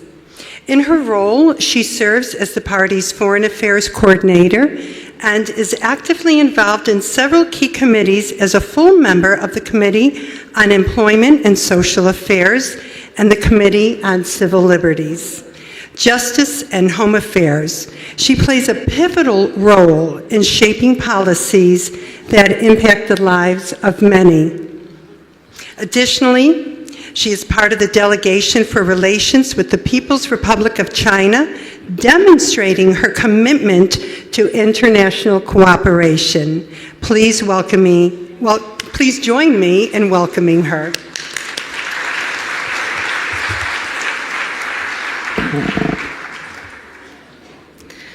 Distinguished guests, honorable hosts, Gurudev Sri Sri Ravi Shankar ji, Namaste.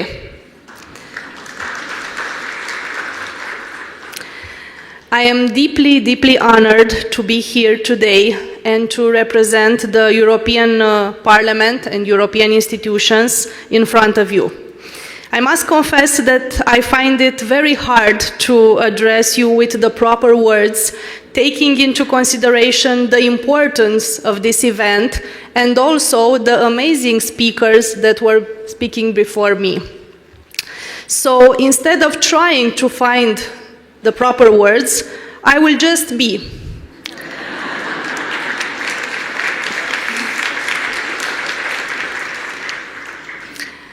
I received a very helpful suggestion to draft a speech in a more personal manner and to confess some of my life experience. So the woman sitting now in front of you today as a member of the European Parliament was raised in Romania during communism time, during Ceausescu time. And until I was 7, I lived in the countryside at my grandparents' house, where we had 3 goats and a couple of chickens. We didn't have a cow because we were poor and only rich people had cows during that period. So I was the one responsible with feeding the goats and the chickens and with helping my grandparents in their courtyard with all the needed chores. Afterwards, I went to school in a town in the northeast part of Romania, in a small school in a very modest neighborhood at the border of the city. I have to confess that nobody in my family before me had obtained a university degree, so I am the first one to have a university degree in my family. And more than half of the colleagues I had for the first years of school unfortunately end up in prison, jails, and were involved in criminal activities because, as I said before, I grew in a very modest neighborhood. So that's what happened with them. After graduating the first years of school, I went to the best high school there was in my city because I dreamed to become a lawyer. Although everybody was telling me that being a lawyer is a job for a man, not for a woman, I said I want to help the unjust world become juster, and the only way to do so, to help the people in need in the legal system, is to become a lawyer. So I studied a lot. I managed to graduate from law school wishing to become not any type of lawyer, but a criminal lawyer. So again, everybody told me, even my family, you shouldn't be a criminal lawyer. It's a very dangerous world. It's not something for a woman.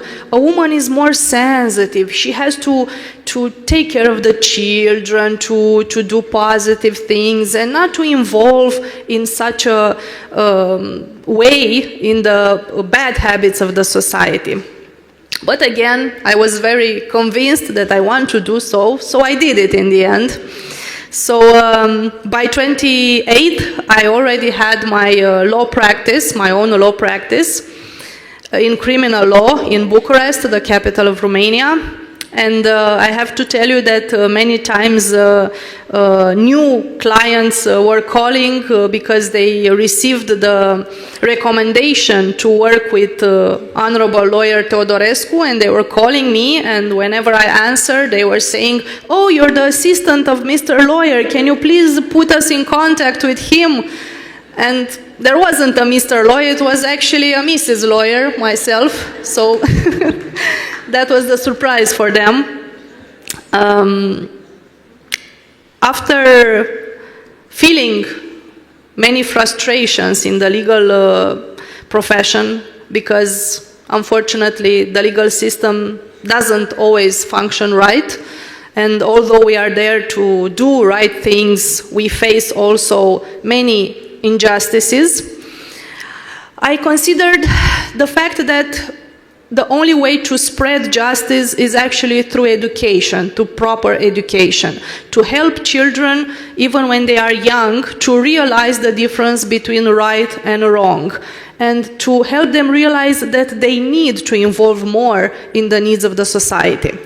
So I became a law professor at the university. I started teaching, again, criminal law. So I did that until last year when I joined the European Parliament. Before joining the European Parliament, actually I never had a plan to go into politics. Politics in my country is mostly for men. We are a traditional society, and politics, like 95%, is done by men. So I'm very happy to see today so many great women involved into politics in India. That's great, that's amazing. And my decision to join politics actually raised after I had my son. I'm the mother of a 7-year-old boy, and I'm very happy to have him. I've had him together with my partner before getting married, another big issue in my society. We married after having the child, and of course, the society was very judgmental because you cannot have a child without being married. Well, actually, it turns out I could. So, in the end, we are a family, and my son is very happy, and we are happy to have him. I will make a confession. I have never meditated like you do here in India. We are Christian Orthodox in Romania, and we have a different religious way to communicate with God and to think and to try to connect with God. But although I didn't meditate before, I have a very special memory in my mind, my special happy place inside of me whenever I have the need to go there and to find the rest after everyday stress, after the rush that happens in my profession. whenever I feel maybe that I lose the reasons why I do what I do, I get back to one very important memory that I have, and which represents actually the reason why I joined politics. When my son was around 3 years old and he started to talk, one day we were playing, we were cuddling, I was kissing him, telling him how much I love him, and he said, "Mom, I also love you very much, and I loved you ever since I was inside of you. I remember I was kissing you from inside your belly." I don't know if he remembered that or if he imagined that, but his gesture and his story made me feel deeply responsible for the future he will have in this society. And I realized that being a parent, for me, it's not enough to provide him food and shelter. I have to do much more. I have to find ways to change for the better the world in which he will live, and he will also have his family, his children and grandchildren. So that's why I joined politics.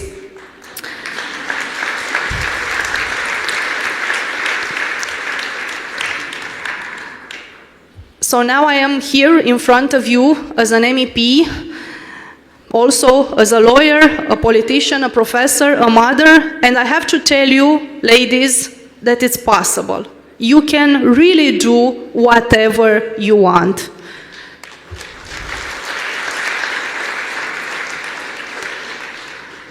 Considering that I left from very modest roots and I'm still the little girl who had 3 goats, and now I'm here today looking at you and being honored to be in your presence. Just imagine what you can do by being bold, by being brave, by having the courage to stand up and to offer more. Because, you know, we women have so much to offer. It's like an inexhaustible resource of love that we can give to the society and to the world around us.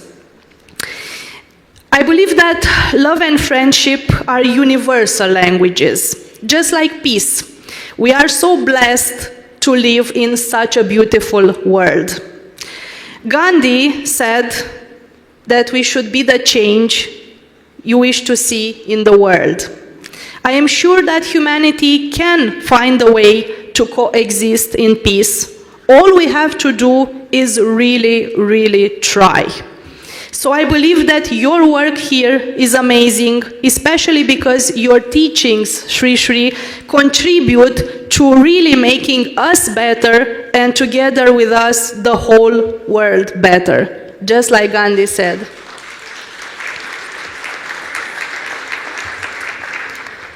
Thank you so much for offering me this opportunity.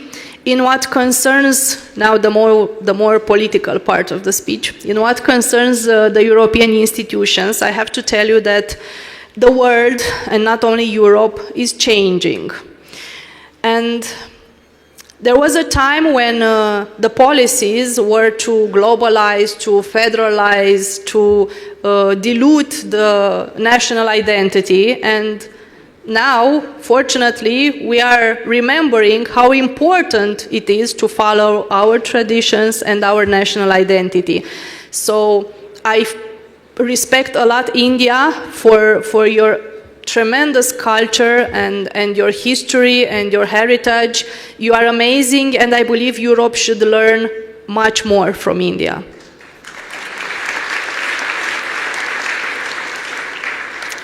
Thank you so much.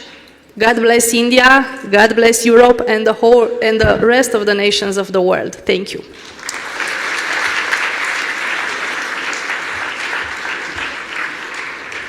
Thank you, Mrs. Toradescu. You're a great example of the power of education, which our chairperson, Manu Didi, works tirelessly for with her Gift to Smile project, which you know that all the proceeds of this conference go to. So thank you again. I'd like to introduce our next speaker, Srimati Hema Malini ji, an iconic figure in the Indian cinema. Known affectionately as Dream Girl, she has captivated audiences with her beauty, grace, and versatility over a celebrated career spanning decades. Apart from her illustrious acting career, she is a trained Bharatanatyam dancer and an advocate for Indian classical arts. In addition to her artistic achievements, Srimati Malini ji has been serving as a Member of Parliament since 2014 for the Bharatiya Janata Party. Her political work focuses on rural development, women's empowerment, and infrastructure improvement, inspiring generations through her dedication to arts and public service. Please give her a warm welcome.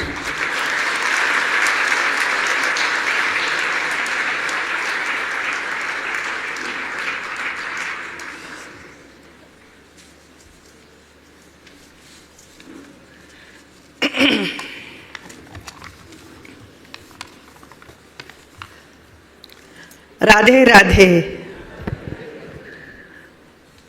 कृष्णाय वासुदेवाय हरे परमात्मने प्रणतः क्लेशनाशाय गोविंदाय नमो नमः। शिवः शक्त्या युक्तो यदि भवति शक्तः प्रभवितुं न चेदेवं देवो न खलु कुशलः स्पन्दितुमपि हतस्त्वामाराध्यां हरिहरविरिञ्चादिभिरपि प्रणन्तुं वा कथमकृतपुण्यः प्रभवति। जय गुरुदेव।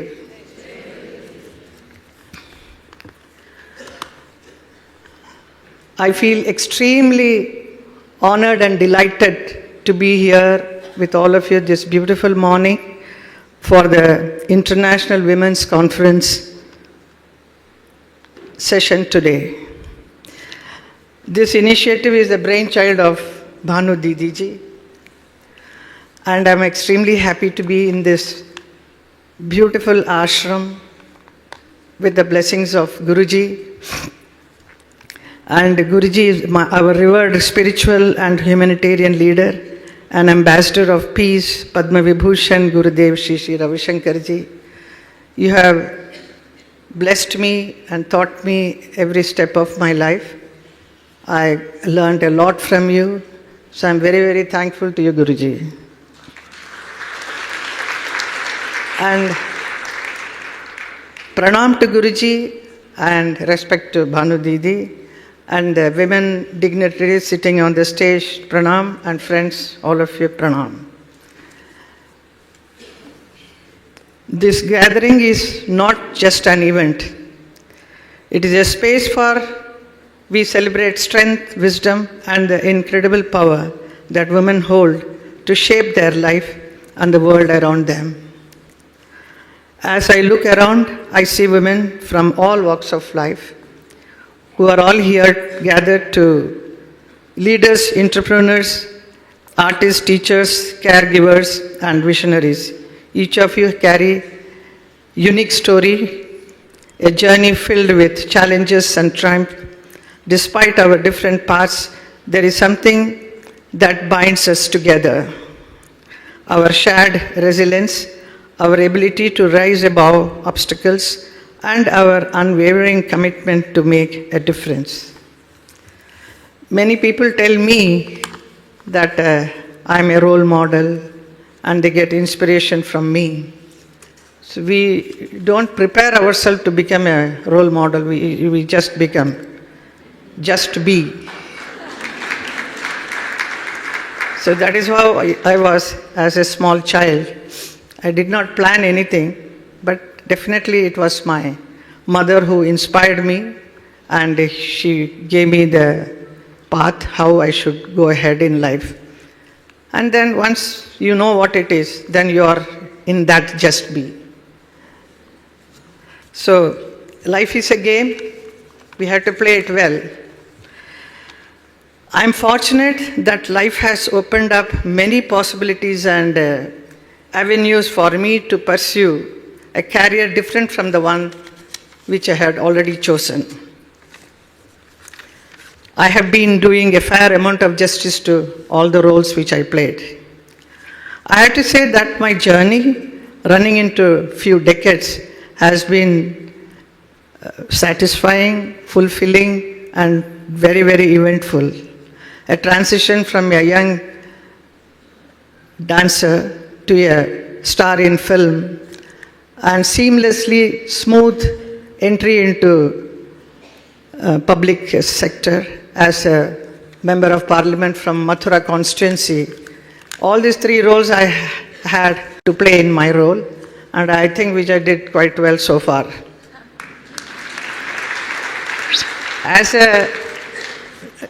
My first phase of my life was as a Bharatanatyam dancer. I was able to attract the attention of a few discerning audiences, and Bharatanatyam gave me the strength to produce many beautiful dance ballets of our mythological stories, which I performed all over the world and spread our Indian culture. My second phase was as a film actress, Abhinetri, came with a bang in Sapno Ka Saudagar opposite the great actor Raj Kapoor Sahab. And my career also took a very beautiful shape. I became Dream Girl, and to my credit, I have completed nearly 200 films. And that time, and also then, my third phase, I will say, is entry into politics. First, I was nominated as a Rajya Sabha member twice, which inspired me, which I felt that I should take up as a Lok Sabha member also, which was a difficult task, but I did it, and because I was very satisfied to do this, because doing seva to the public, general people, so many men, women are suffering, so I was able to help them in my constituency with the great help of our Pradhan Mantri Narendra Modi ji and Yogi Adityanath ji from Uttar Pradesh, Chief Minister. Under their leadership, I was able to do quite a lot of things, which was really a wonderful job. I feel I did it. But today what happens, many people ask me, how are you able to manage all these three together? Sometimes I'm dancing, sometimes going to parliament, sometimes I have to act in films. Not much today, but still some ad film and all. So it is little tough. So that's the time I think of just be, you know. So I have to, I do that. I do yoga. I have learned from Guruji. In the morning when I get up, I definitely do my yoga, my meditation. So once I do that, I am very satisfied that I'm able to face the whole day. If I have to practice my dance, because dance is the one which helps me a lot. It is my lifeline. Without it, I'm very incomplete.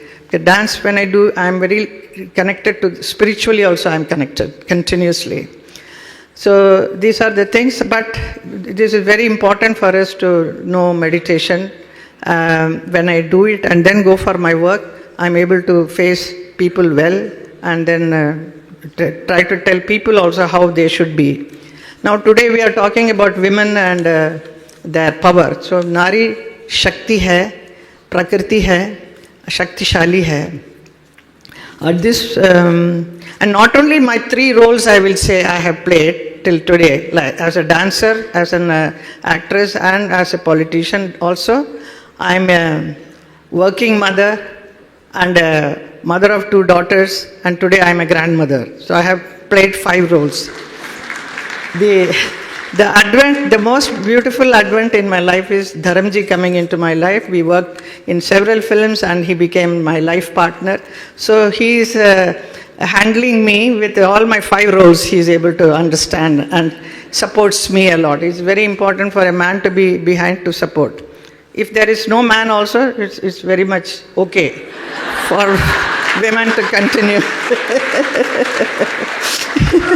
Because we have become so powerful today. आज की नारी कितनी शक्तिशाली है, उसके बारे में मुझे कुछ बताना है आपको. My very beautiful lyrics writer, my music director, Ravindra Jain ji ने लिखा है नारी के लिए, नारी शक्ति. It's in Hindi, plus please, I hope all of you will understand. जिनको मालूम नहीं है आप समझा दीजिए.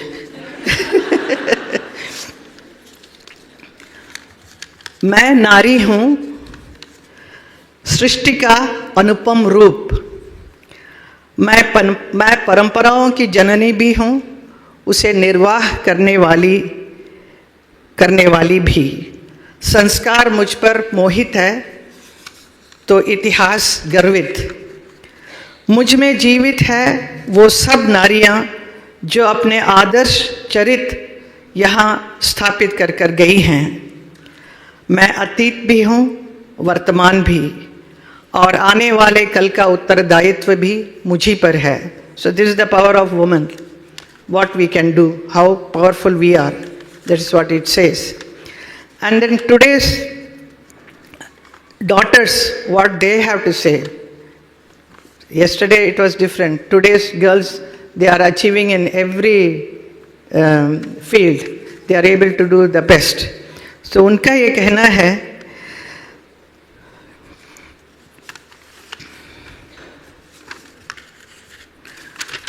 one minute. उन माता पिता के हम हैं ऋणी, दुनिया में हमको जो लाए हैं। विद्या संस्कृति संस्कारों के गहने हमको पहनाए हैं।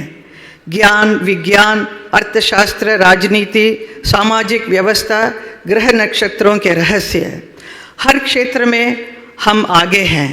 यदि देखना चाहते हो नारी की उड़ान को तो और ऊंचा कर दो आसमान को। So we are proud of being a woman. So महिलाओं के लिए ये शब्द था। और आज की नारी को कैसा रहना है, स्वावलंबी निर्भीक और दृढ़।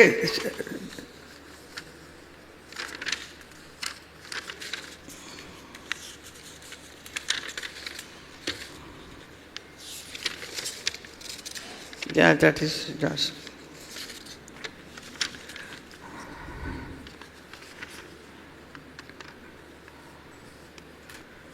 Anyway, that poetry, I don't know, I'm not able to get it. So it was so wonderful to be with all of you and sharing my few thoughts as a dancer.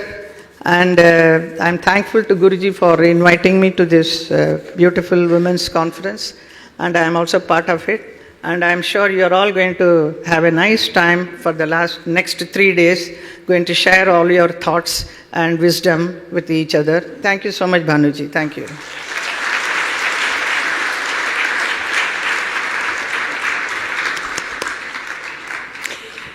Thank you, Hemaji.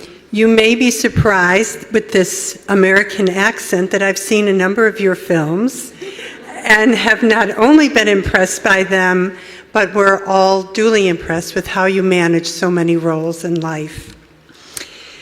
It's now my honor to introduce Mrs. Meenakshi Lakhi. She is an authentic and inspiring and distinguished leader, serving as Minister of State for External Affairs and Culture in India. A Supreme Court lawyer, she has expertise in constitutional, corporate, and criminal law and has made significant contributions in politics as a 2-term member of Parliament for New Delhi and is a national spokesperson for the BJP party. During her tenure, she has strengthened India's diplomatic relations and promoted its rich cultural heritage globally.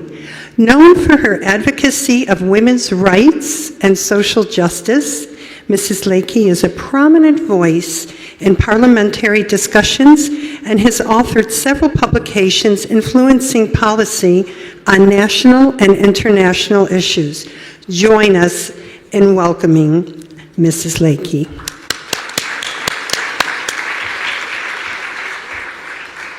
Thank you very much, Venerable our Guru Shri Ravi Shankar ji, my sister Bhanuji, our Minister Ms. Annapurna ji, our Minister Shobha Karanji ji,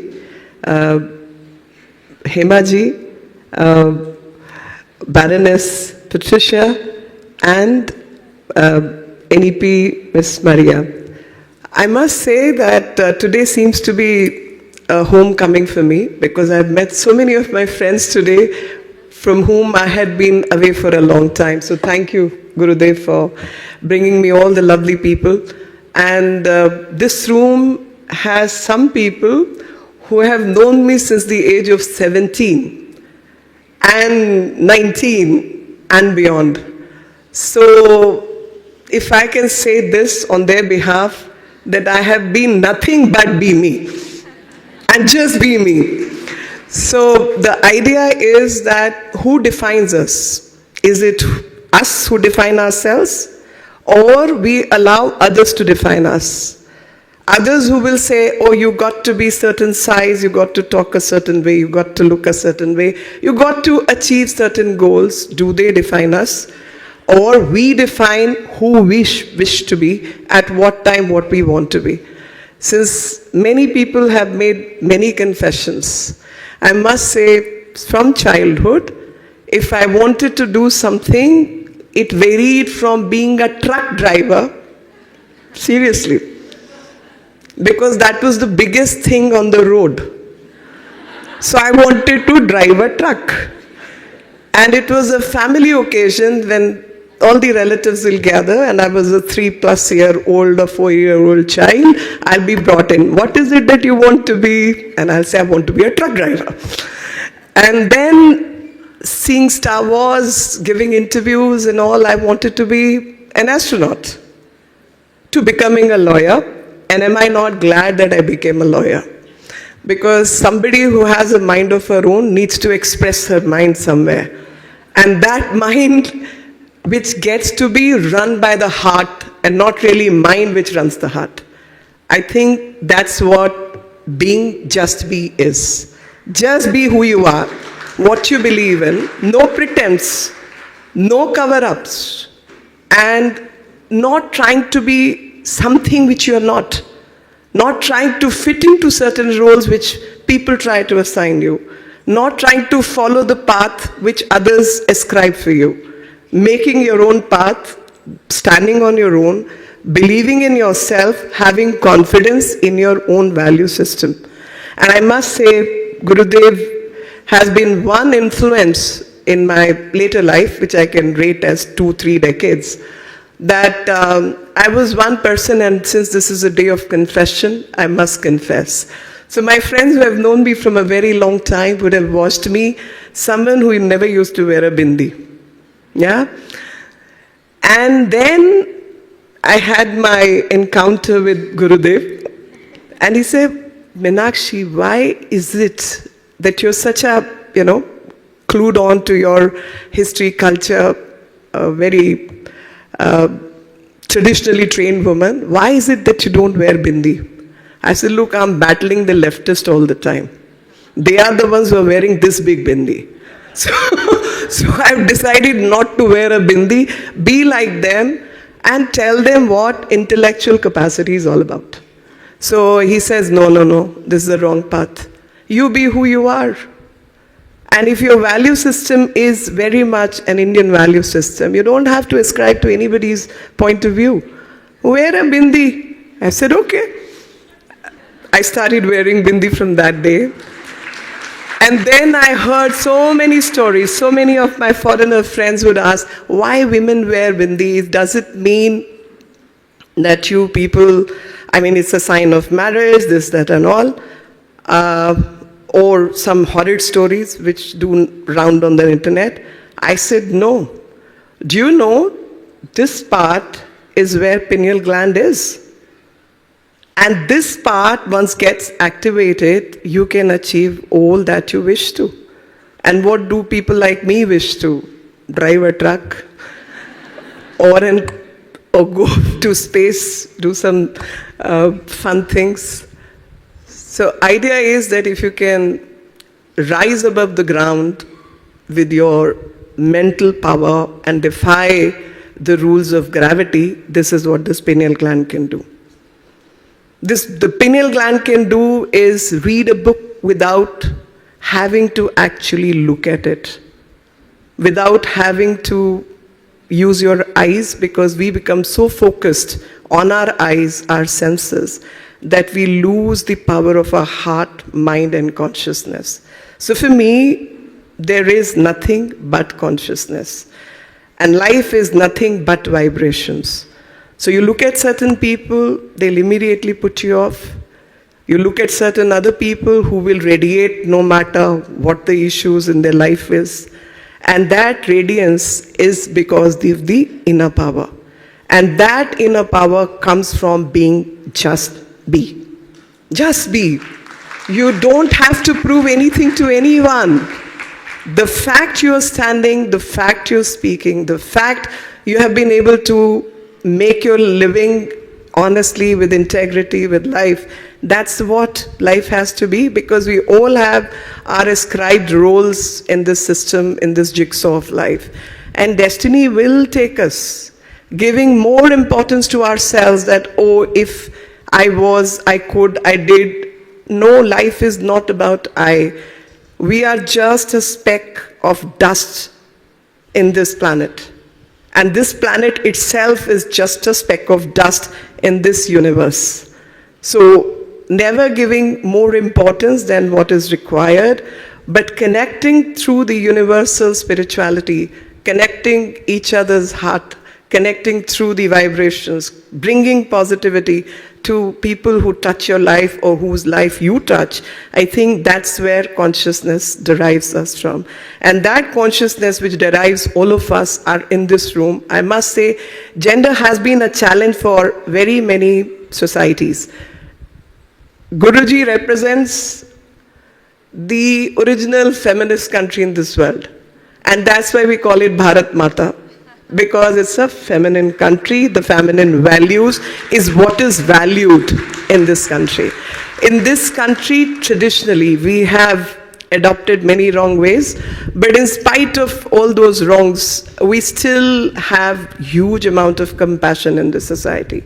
And if anyone had to see my lovely country, I think COVID was the time which kind of brings all the positive memories in my heart and my mind, because everybody from richest to the poorest came together to support others.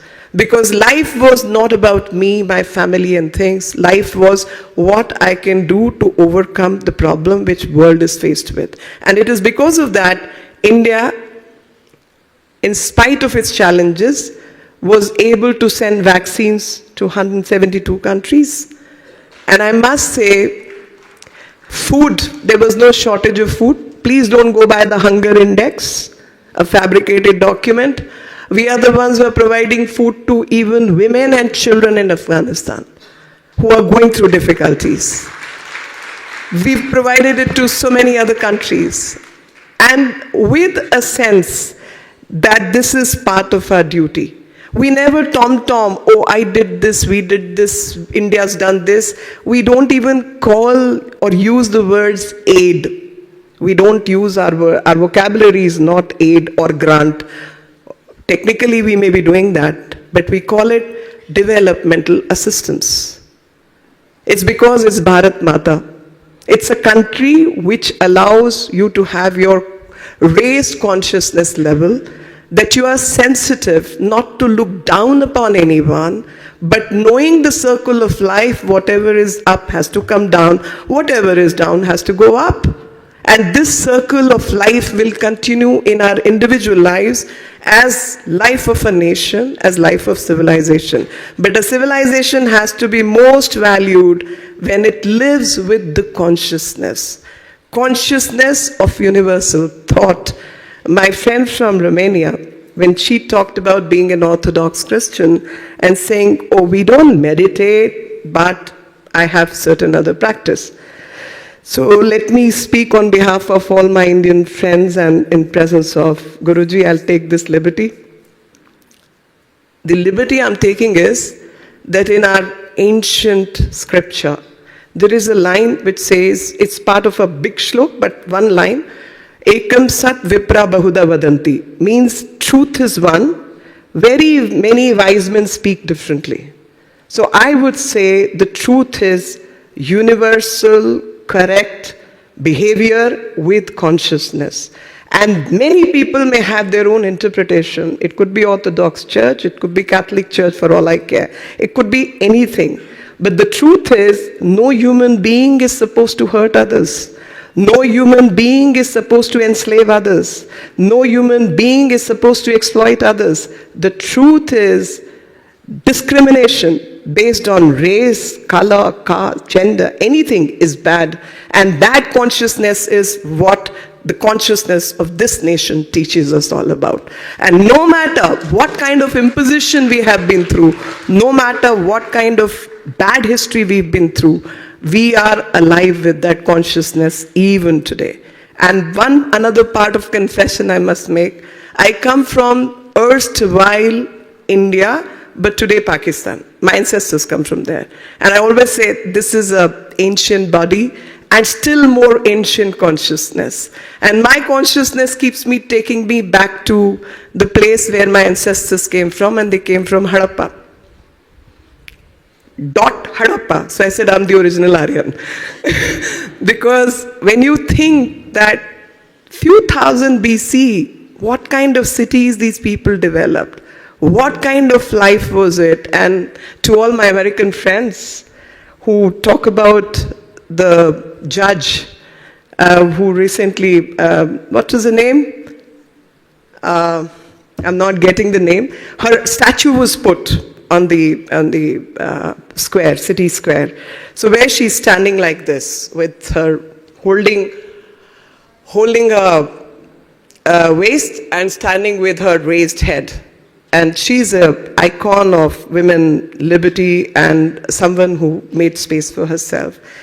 And I said, I look at the bronze girl, few thousand BC, with her hand on her waist and standing like this. Few thousand BC to the present day, women could hold their head high, is what we are struggling today with. Women could stand on their own, is what we are struggling today with. And she is unclad, she's not wearing anything, but her one arm on her waist, the other arm in a different posture, is what the greatness of the civilization is all about, which is about let women be and let us be. Do not allow anybody to define us, because the moment we start allowing others to define us, we become subjects of bias, we make ourselves subjects of bias, we lose our sovereignty and we lose our thought. Do not allow anyone to take over your thought or thinking process, your soul, your power of being who you are and what you stand for. I think that's what this discussion is all about today.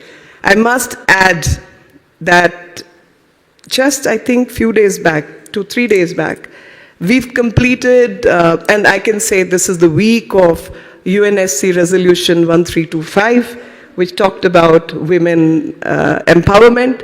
India made its policy way back in 1991, but it had to wait that many years that from 2014, not just the slogan, but the action changed to women-led development. Sorry, nobody needs to empower women. Thank you very much. We are empowered. Just let us be. Just let us be. But the more opportunities you create for women, more you allow women to speak their mind, more participation that comes from women, the more empowered society is going to be. Because you will have a different thinking on board. And when the society is empowered, everybody benefits. It's not our role that we live for today, knowing that this body is an ancient body, knowing this mind is still more ancient. We have to work for the future who are going to live beyond our lifetime. And for living that period beyond our lifetime, we need to inculcate the right habits, the right values, the right systems, sustainability, protecting, preaching the right things. And I think that's where people like Sri Ravi Shankar ji is doing, connecting us to meditation. Am I not glad that ancient practice of yoga, when we came to power, was brought in through United Nations, where 172 odd countries accepted it, and International Day of Yoga was made into a universal, I mean, let's say not universal, then at least this planet's big thing, and everybody across the globe has been practicing, and I don't know, wherever I have traveled, I think ArtofLiving, I must thank that wherever I went, my first program in the morning used to be with ArtofLiving volunteers. We'll do yoga, we'll meditate, and then we'll have breakfast. And that immediately, when everybody who I probably was meeting for the first time, immediate connections established because value system was same. And I must also say, last year, we've also come up with United Nations Day of Meditation. So even meditation, all about vibration and consciousness, today is scientifically accepted fact that brain is not a physical thing, it's got its own plasticity as well. And it's got its vibration method. Through meditation, we can change our mind, we can change the level of consciousness. There are enough scientific studies, so let's all work towards creating the right thought, because all the problems in the world are coming from the bad thought. 170 conflicts is what the world is faced with. I mean, we only hear about 2, but there are 170 conflicts which the world is going through. I think more and more practice is what we need. Jai Gurudev, and I wish ArtofLiving to go to all those places that conflicts are on, and the conflicts. Thank you very much. Jai Hind, Jai Bharat.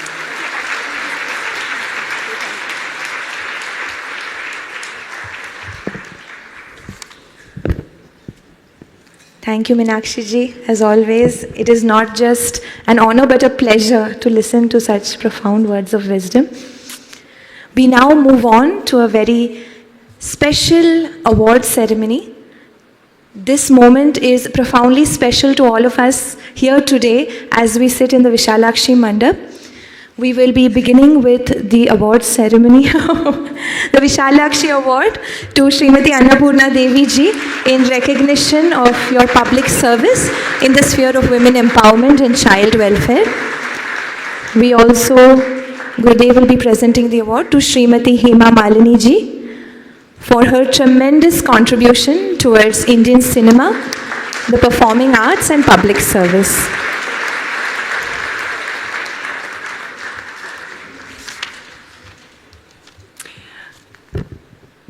We're all deeply grateful to our speakers for sharing their experiences, insights with us. Gurudev will be departing now as the President's plane has landed at the airport. And so we will be pushing the agenda ahead just a little bit. But I just want to say that your speeches really made us think, reflect, and generated new ideas. So as we prepare for the President's arrival, please remember, no filming, no photographs. We stay in our seats. When she arrives, we stand to receive her as the national anthem plays. We stay standing until she is seated. And remember those pesky chairs to keep them quiet. Thank you. Thank you, everyone. You can have a few moments now if you need to stretch your legs, but very calmly. And you've been a wonderful audience this morning. Lots more exciting things to happen. Jai Gurudev.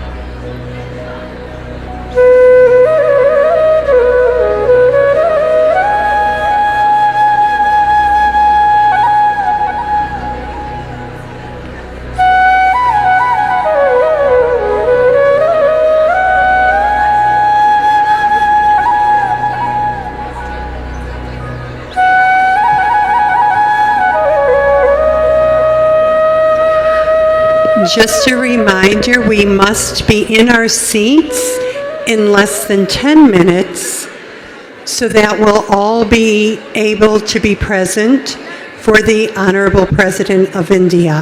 Thank you.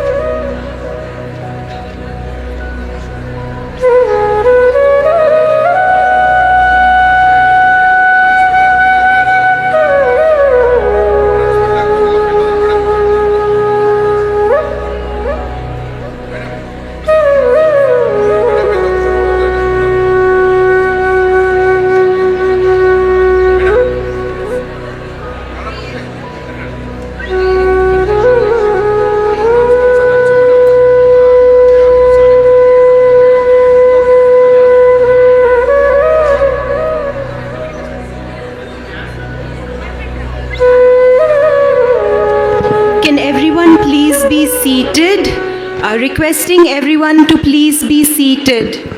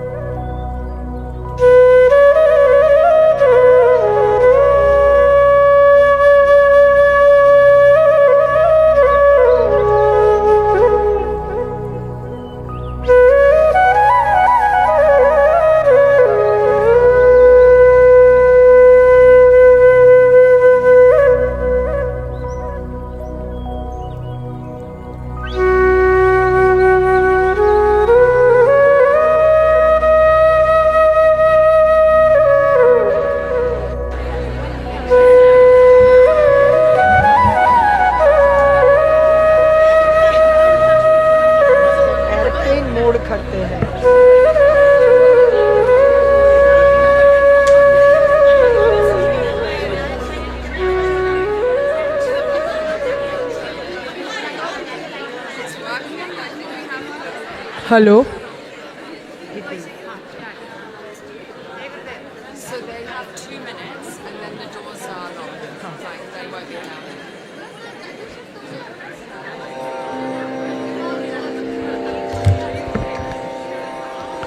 Hello. हाँ, थोड़ा सा वापस वहाँ से हम यहाँ आ गए. हमारे पास थोड़ा सा ही समय है. हम अपनी अपनी जगह पे बैठ जाए. Let's sit in your respected places. We'll just settle down.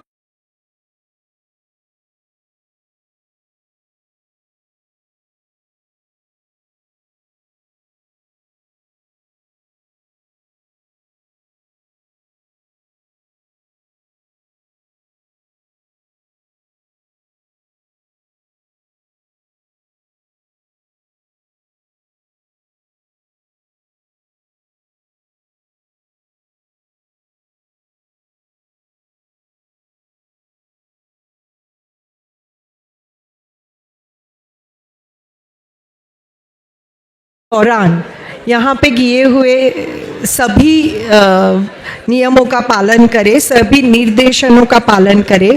याद रखें इस कार्यक्रम के दौरान कोई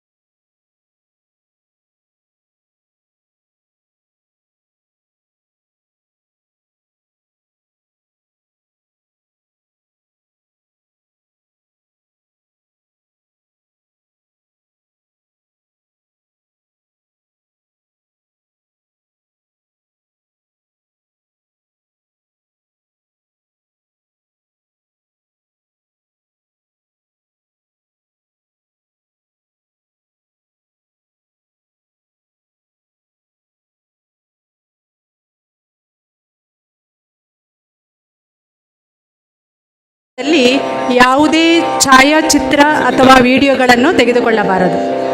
ಎಲ್ಲರೂ ಕೊನೆಯವರೆಗೆ ಸಮಾಧಾನವಾಗಿ ಕುಳಿತುಕೊಳ್ಳಬೇಕಾಗಿ ಕೇಳಿಕೊಳ್ಳುತ್ತೇವೆ. ನೀವು ಈ ಸಭಾಂಗಣದಿಂದ ಹೊರಗೆ ಹೋದರೆ ಈಗ ಮರುಪ್ರವೇಶವು ಸಾಧ್ಯವಾಗುವುದಿಲ್ಲ, ಸೆಕ್ಯೂರಿಟಿ ಚೆಕ್ ಎಲ್ಲ ಇರುತ್ತೆ ಎಂದು ಇನ್ನೊಮ್ಮೆ ನಾವು ನಿಮಗೆ ಜ್ಞಾಪಿಸುತ್ತೇವೆ. ನಿಮ್ಮ ಆಸನದಿಂದ ಏಳುವಾಗ ಮತ್ತು ಕುಳಿತುಕೊಳ್ಳುವಾಗ ಕುರ್ಚಿಯ ಚಲನೆಯಿಂದ ಯಾರಿಗೂ ಯಾವುದೇ ತೊಂದರೆಯಾಗದಂತೆ ನೋಡಿಕೊಳ್ಳಬೇಕಾಗಿದೆ. ಸಭಾ ಕಾರ್ಯಕ್ರಮದ ಕೊನೆಯಲ್ಲಿ ಗಣ್ಯರು ನಿರ್ಗಮಿಸುವಾಗ ಎಲ್ಲರೂ ಶಾಂತರಾಗಿ ಕುಳಿತುಕೊಳ್ಳಬೇಕಾಗಿ ಕೇಳಿಕೊಳ್ಳುತ್ತೇವೆ.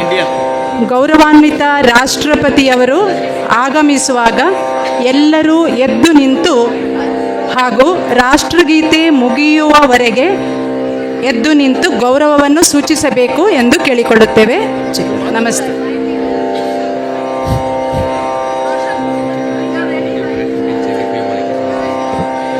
Hi everyone, could we please settle down? We have to be in our seats now.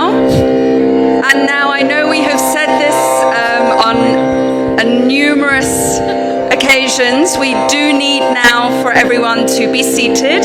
And if you are leaving the hall now, unfortunately you won't be allowed back in. So this is now the time where we have to be in our seats. And no cameras, no videos. And there is also a request that we should all remember that, as our dear friend Patty said, as we get up, to not scrape the chairs, not make a sound. And also while we are sitting, if we could not sit with our legs crossed, so not cross our legs or not fold our legs and be seated. And also one more last thing, when our dignitaries leave the event, some of the dignitaries we're going to be welcoming back on the stage and other guests also, we request that everyone remain seated until they have exited, and then we can leave. And just a reminder, when Her Excellency the President of India arrives, we should be upstanding, and we will remain upstanding until the end of the national anthem, and then we will give the instruction to sit.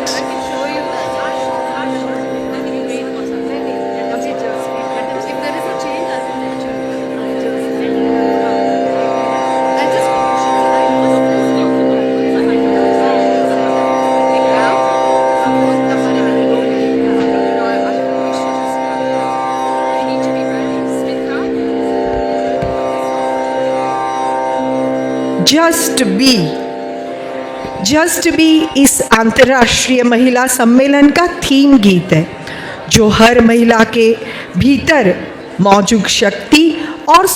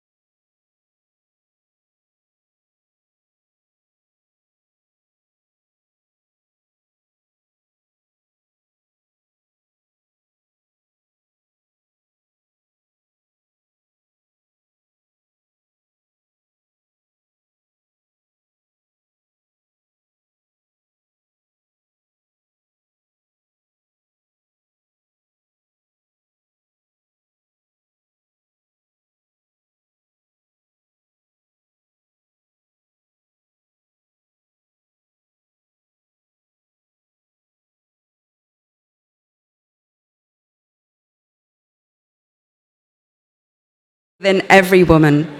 The song encourages us to release fear, trust in love, and recognize our divine essence. Just Be calls us to come home to ourselves and shine brightly. And now we will listen to the theme song.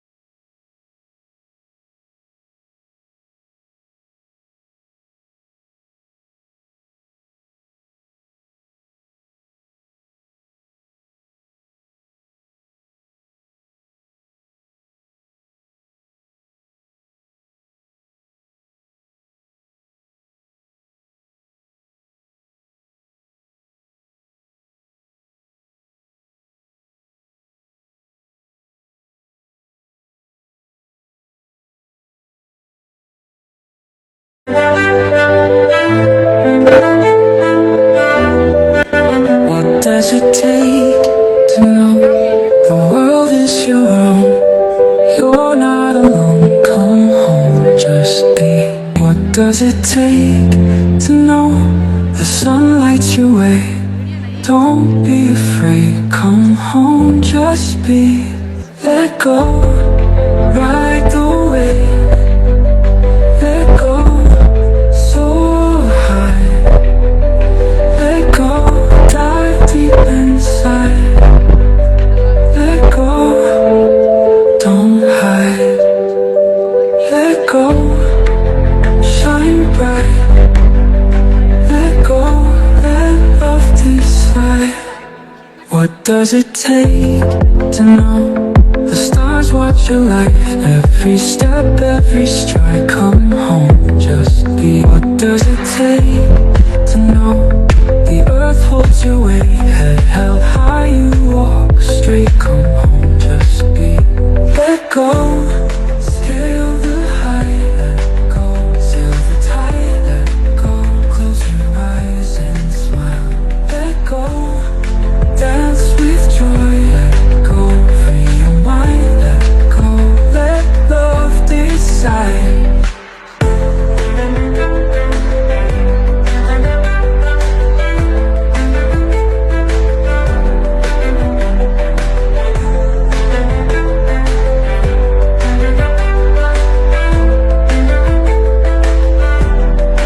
What does it take to know the moon holds your mind? Keep it pleasant, unwind, come home, just be. What does it take to know you're beautiful inside? In your nature, you're divine. Come home, just be. Let go, you can fly.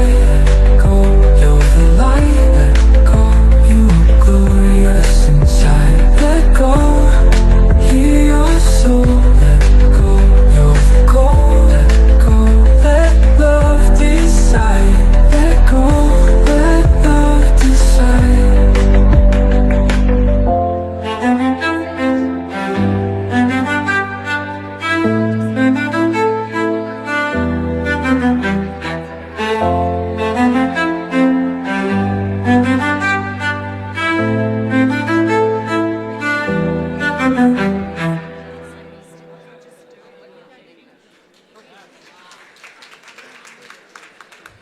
Amazing है ना।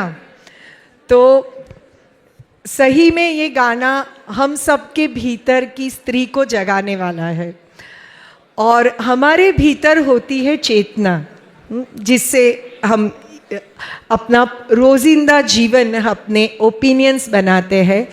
तो गुरुदेव ने बहुत बार चेतना के ऊपर अलग अलग सब बोला है।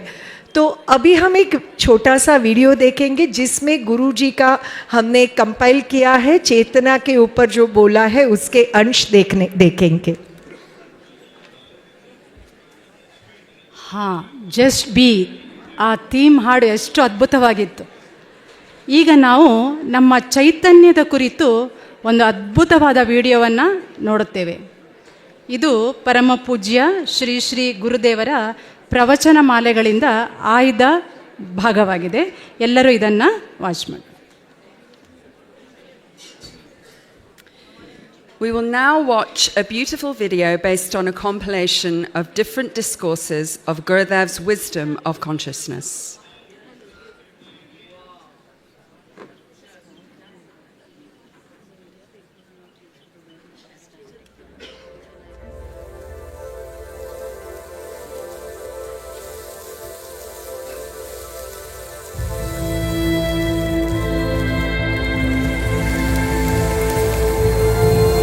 From a grain of sand to the stars in the Milky Way, from the depths of the ocean to the peaks of the mountains, everything in this creation is permeated by consciousness. Welcome to the journey into our consciousness.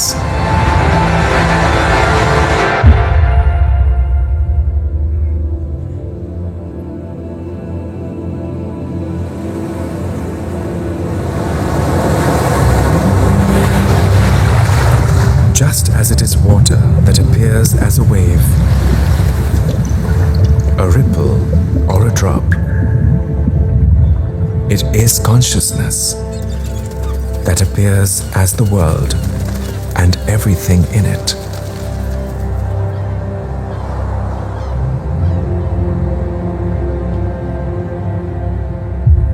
The human mind is a wave in the ocean of consciousness. You are looking at me. That which looks through your eyes, that which hears through the ears, that which smells, feels, or tastes, that aspect of our consciousness which perceives through the five senses is the mind. And that which experiences is consciousness.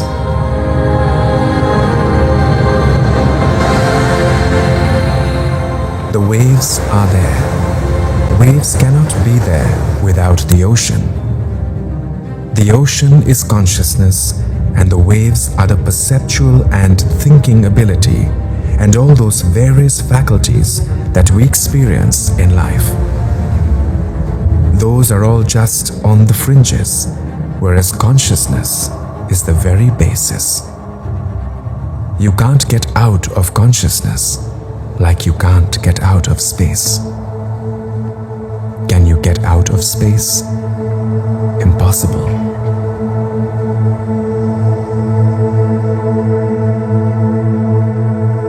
Whenever you have been happy, you feel a sense of expansion. And whenever you have felt miserable, there is a sense of shrinking or contraction. Have you noticed this? There's something in you that is expanding and contracting is worth knowing. Even a glimpse of this consciousness, this energy inside you, can make the smile on your face so strong that nothing whatsoever can take it away from you. Nobody can make you miserable. Nobody can take away the joy from your life.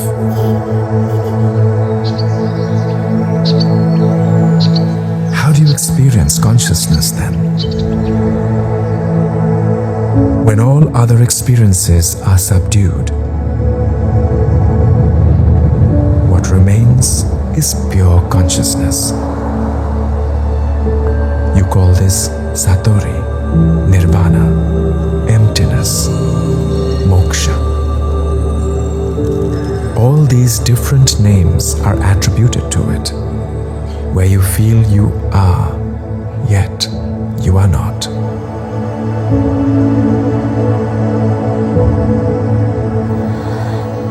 The first step is knowing that you are not just the mind. The next is being a witness to it. Your thoughts, feelings, emotions are like clouds in the sky. They come and go. You are like the sky, the witness, the consciousness.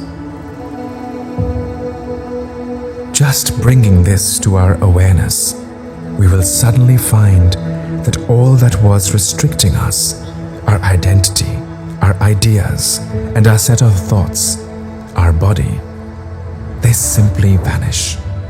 A new dimension starts opening within. You simply have to let go and just be. All powers are hidden within consciousness, and everything will manifest when you connect to it.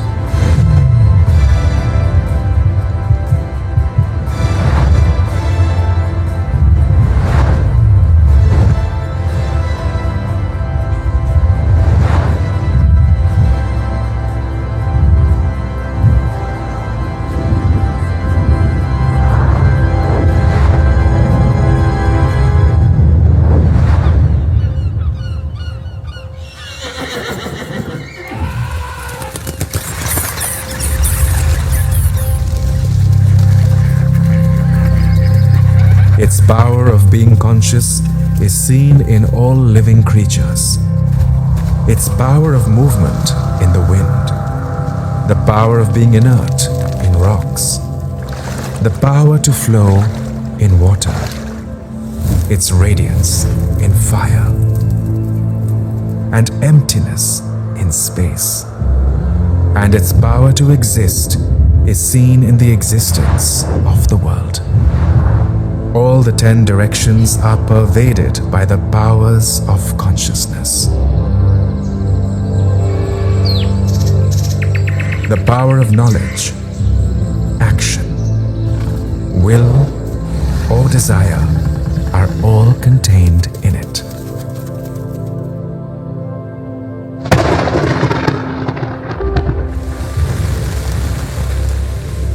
That consciousness has the power to keep orderliness in all of creation.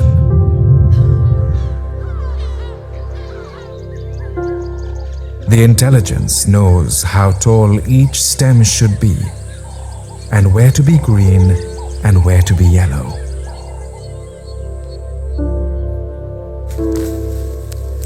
One seed sprouts, and the seed has the whole structure of how the plant will develop. What should be hard, what is soft, and what should be inside, and what outside. The entire structure of a plant is present in every seed. In the same way, the DNA contained in every cell of our body contains the whole program of our being. Affecting a change at the level of the seed can affect a change in the entire plant. Affecting a change at the level of our being. What does this mean? We have to get back to the source, to the consciousness. From there exists infinite potentiality to control the body, its resistance, its power, its everything.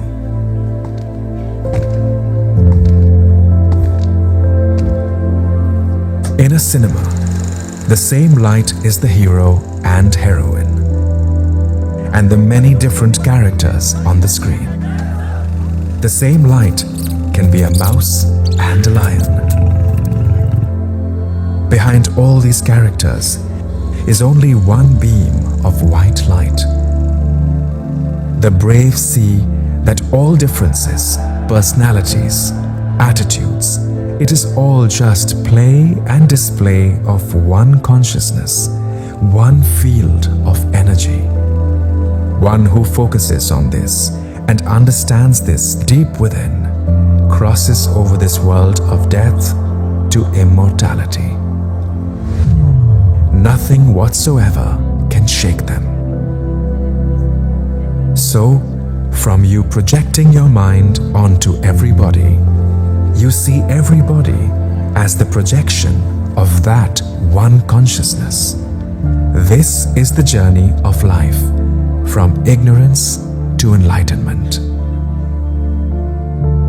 In ignorance, you project your emotions on others.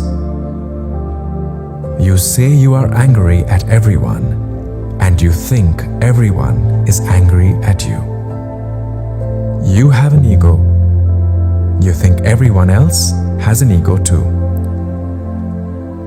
You do not love others, and you think others do not love you. You are projecting your mind onto others, and this is ignorance. See the whole universe as the projection of consciousness. It is not an individual who is doing this or that. It is all a play and display of a universal phenomenon. Everyone is like a rag doll. Knowing this is enlightenment. This is something to be done right here, in this body. The secret is to live in the present moment.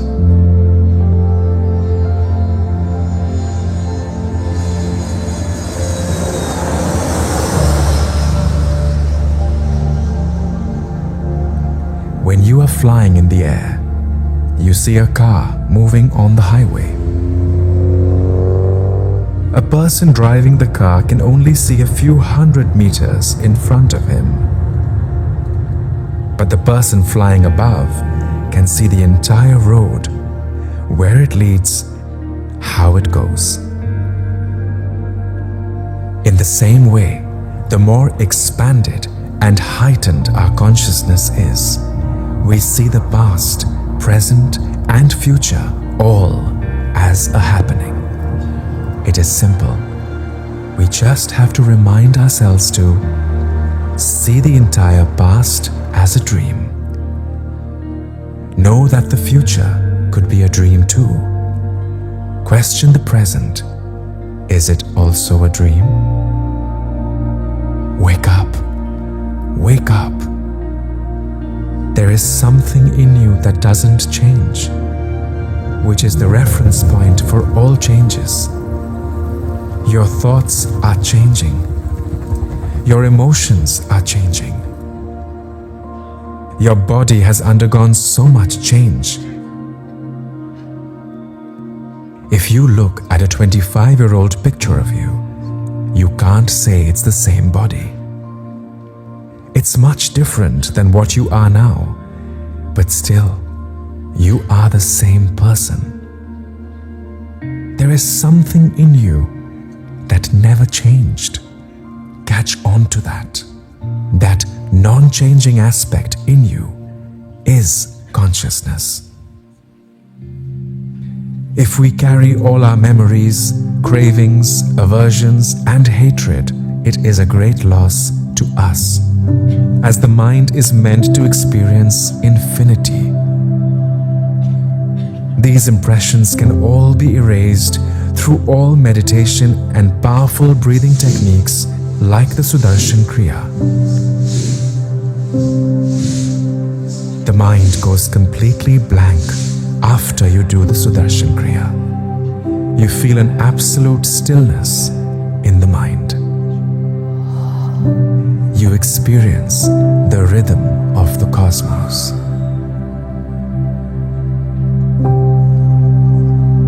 The rhythm in nature.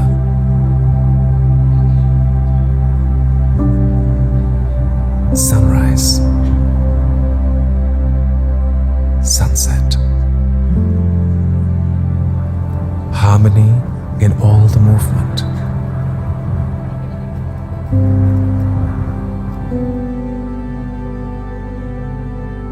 There is a harmony in colors, a harmony in the breath. One breath, one life. The world is moving, and you are stillness.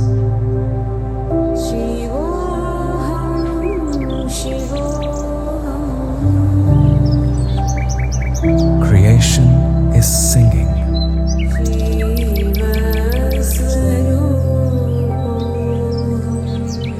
And you are the deep silence that envelops it.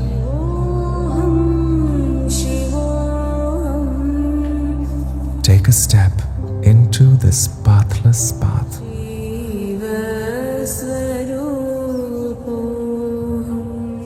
A dive into the unknown.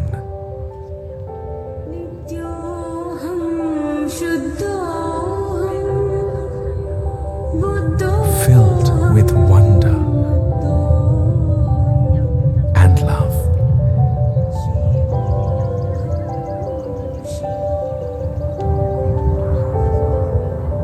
Like birds returning to their nest again and again. Come back to your source. Only there can you realize that you host the Creator.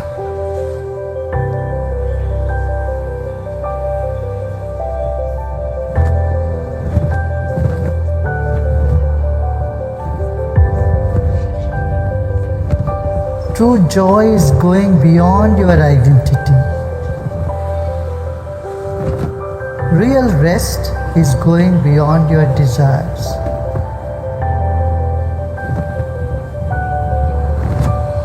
Mature love is feeling the oneness.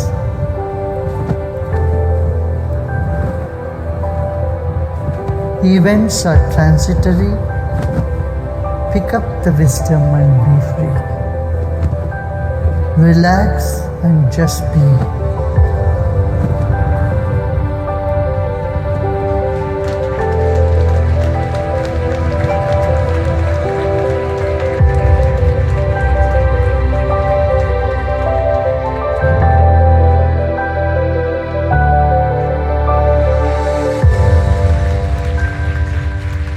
बहुत ही अद्भुत और दर्शनीय बात गुरुदेव ने कही है।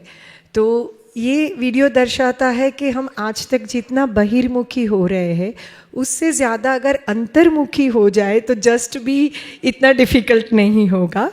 तो थोड़ी देर के लिए अभी हम महामाननीय राष्ट्रपति जी की प्रतीक्षा कर रहे, थोड़ी देर के लिए आंखें बंद करके अभी जो हमने देखा उसको महसूस कर सकते हैं, right? So this is a beautiful video, I think ಬಹಳ ಅದ್ಭುತವಾದ ಒಂದು ವಿಡಿಯೋವನ್ನು ನಾವೀಗ ನೋಡಿದ್ದೀವಿ. ಇದು ನಮ್ಮ ಒಳಗಿನ ಪ್ರಪಂಚ ಹಾಗೂ ಹೊರಗಿನ ಪ್ರಪಂಚದ ಜೊತೆ ಸಂಬಂಧ ಹೇಗೆ ಇದೆ ಅಂತ ಹೇಳುವಂತಹ ಒಂದು ಸಾರಾಂಶವನ್ನು ನಮಗೆ ಕೊಡ್ತಾ ಇದೆ. ಅಂತರ್ಮುಖಿ ಸದಾಸುಖಿ ಅಂತ ಹೇಳ್ತಾರೆ ಗುರುದೇವ್ ಅವರು. ಈಗ ಸ್ವಲ್ಪ ಹೊತ್ತು ನಾವು ಈ ವಿಡಿಯೋದ ಸಾರವನ್ನು ಅನುಭವಿಸೋಣ. ಕಣ್ಣುಗಳನ್ನು ಮುಚ್ಚಿ ಅಂತರ್ಮುಖಿಗಳಾಗೋಣ ಕೆಲವೇ ಕ್ಷಣಗಳ ತನಕ. What a beautiful video showing us how to go from the outer world to the inner world. And now, just while we await the arrival of Her Excellency, the Honourable President of India, we can close the eyes and just be with this beautiful knowledge.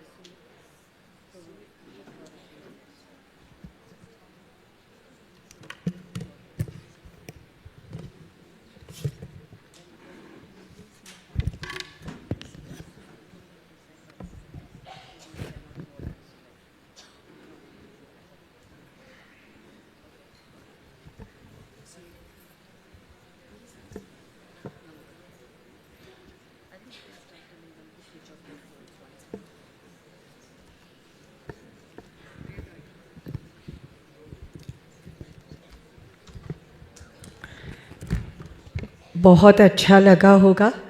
इतना सुंदर जो ज्ञान हमने देखा उसकी अनुभूति अनुभव करने के लिए इस समय एक बार फिर से हम इंस्ट्रक्शन दोहरा देते हैं।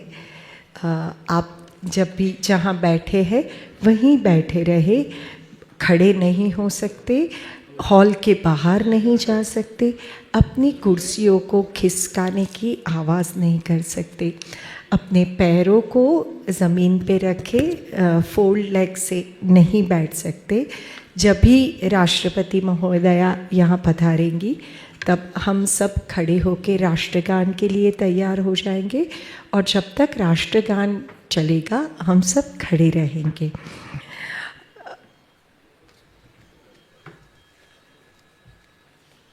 ಕೆಲವು ಸೂಚನೆಗಳನ್ನು ಇನ್ನೊಮ್ಮೆ ಹೇಳ್ತಾ ಇರ್ತೀವಿ.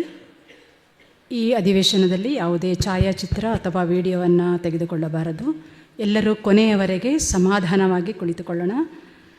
ಸಭೆಯಿಂದ ಹೊರಗಡೆ ಹೋದರೆ ಮತ್ತೆ ಮರುಪ್ರವೇಶ ಈಗ ಸಾಧ್ಯವಾಗುವುದಿಲ್ಲ ಎಂದು ಇನ್ನೊಮ್ಮೆ ಜ್ಞಾಪಿಸುತ್ತೇವೆ. ಏಳುವಾಗ ಕುಳಿತುಕೊಳ್ಳುವಾಗ ನಮ್ಮ ಕುರ್ಚಿಯ ಚಲನೆಯಿಂದ ಯಾವುದೇ ತೊಂದರೆಯಾಗದಂತೆ ನೋಡಿಕೊಳ್ಳಬೇಕಾಗಿದೆ.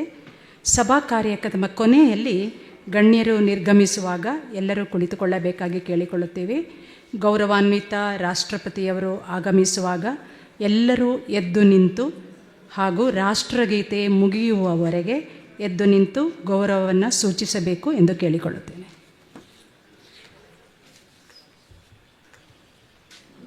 Hope you all managed to meditate. And just a few reminders of the announcements that we have made. If you could take your phones and remember to put them away, so we don't want them. And we're being asked if everyone could stand up. And we'll remain standing until after the national anthem. ಗೌರವಾನ್ವಿತ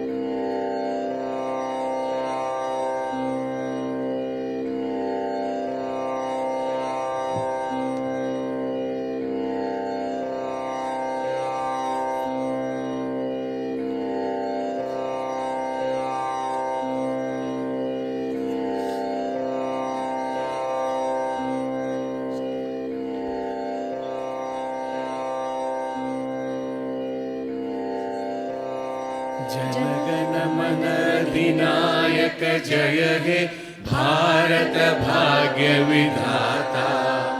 पंजाब सिंध गुजरात मराठा द्राविड़ उत्कल गंगा, विंध्य हिमाचल यमुना गंगा उच्छल जलधि तरंगा। तब शुभ नामे जागे, तब शुभ आशीष मागे, गाहे तब जय गाथा। जन गण मंगलदायक जय हे भारत भाग्य विधाता। जय हे जय हे जय हे जय जय जय जय हे।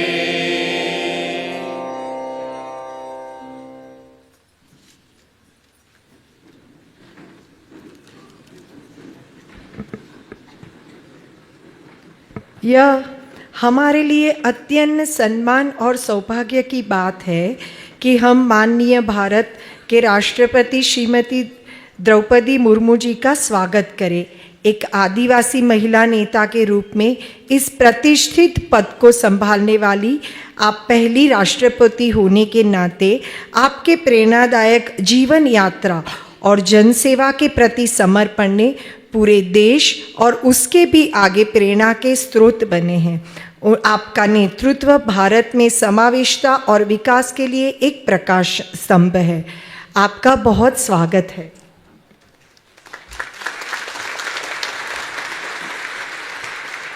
ಅತ್ಯಂತ ಗೌರವ ಹಾಗೂ ಹೆಮ್ಮೆಯಿಂದ ಈಗ ನಾವು ನಮ್ಮ ದೇಶದ ಗೌರವಾನ್ವಿತ ರಾಷ್ಟ್ರಪತಿಗಳಾದ ದ್ರೌಪದಿ ಮುರ್ಮು ಅವರನ್ನು ಪರಿಚಯಿಸುವ ಸಮಯ.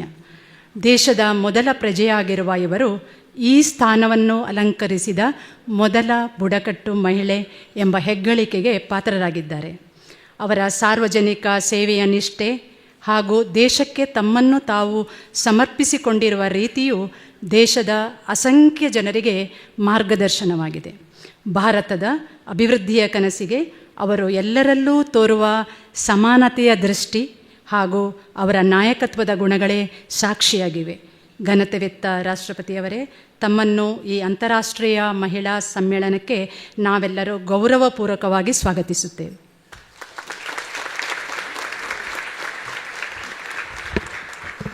It is with great respect and privilege that we welcome and introduce Her Excellency, the Honourable President of India, Srimati Draupadi Murmu.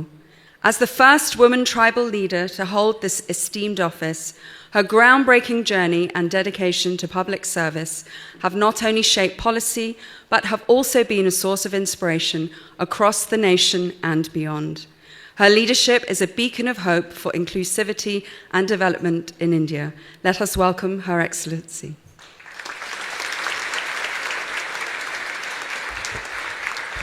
इस मौके पे हम हमारे माननीय कर्नाटक के राज्यपाल श्री थावरचंद गहलोत का भी हार्दिक स्वागत करते हैं। एक वरिष्ठ भाजपा नेता के रूप में आपने 7 वर्षों तक सामाजिक न्याय और अधिकारिता मंत्री के रूप में कार्य किया है और भारत के संसद के उच्च सदन के नेता भी रहे हैं। थावरचंद जी ने भाजपा के संसदीय बोर्ड और केंद्रीय चुनाव समिति में भी महत्वपूर्ण भूमिका निभाई है, जिसके पार्टी की रणनीति और शासन में उनका बहुत ही महत्वपूर्ण योगदान रहा है। इस इंटरनेशनल वुमेन कॉन्फ्रेंस पे सर हम आपका स्वागत करते हैं। ಈಗ ಕರ್ನಾಟಕದ ರಾಜ್ಯಪಾಲರನ್ನು ಸ್ವಾಗತಿಸುವ ಸಮಯ. ಸನ್ಮಾನ್ಯ ಥಾವರ್ಚಂದ್ ಗೆಹ್ಲೋಟ್ ಅವರು ಕರ್ನಾಟಕದ 13ನೆಯ ರಾಜ್ಯಪಾಲರಾಗಿ ಪ್ರಸ್ತುತ ಸೇವೆ ಸಲ್ಲಿಸುತ್ತಿದ್ದಾರೆ. ಕರ್ನಾಟಕಕ್ಕೆ ಇವರು ಮಧ್ಯಪ್ರದೇಶದಿಂದ ಆಯ್ಕೆಯಾಗಿರುವ ಮೊದಲ ರಾಜ್ಯಪಾಲರು. ಅದಕ್ಕೆ ಮೊದಲು ಇವರು 6 ವರ್ಷಗಳ ಕಾಲ ಭಾರತ ಸರ್ಕಾರದಲ್ಲಿ ಸಾಮಾಜಿಕ ನ್ಯಾಯ ಮತ್ತು ಸಬಲೀಕರಣ ಸಚಿವರಾಗಿ ಸೇವೆ ಸಲ್ಲಿಸಿದ್ದಾರೆ. ಇವರಿಗೆ ಡಾಕ್ಟರ್ BR ಅಂಬೇಡ್ಕರ್ ಸಮಾಜ ವಿಜ್ಞಾನ ವಿದ್ಯಾಲಯದಿಂದ ಗೌರವ ಡಾಕ್ಟರೇಟ್ ಪದವಿ ಕೂಡ ಲಭಿಸಿದೆ. BJPಯ ಸಂಸದೀಯ ಮಂಡಳಿ ಹಾಗೂ ಕೇಂದ್ರ ಚುನಾವಣಾ ಸಮಿತಿಯ ಸದಸ್ಯರಾಗಿ ಕೂಡ ಸೇವೆಯನ್ನು ಸಲ್ಲಿಸಿರುತ್ತಾರೆ. ಭಾರತೀಯ ಸಂಸತ್ತಿನ ಮೇಲ್ಮನೆಯಲ್ಲಿ ಸಭಾನಾಯಕರು ಆಗಿದ್ದರು. ಮಾನ್ಯರೇ, ಆದರದ ಸ್ವಾಗತವನ್ನು ಕೋರುತ್ತೇವೆ.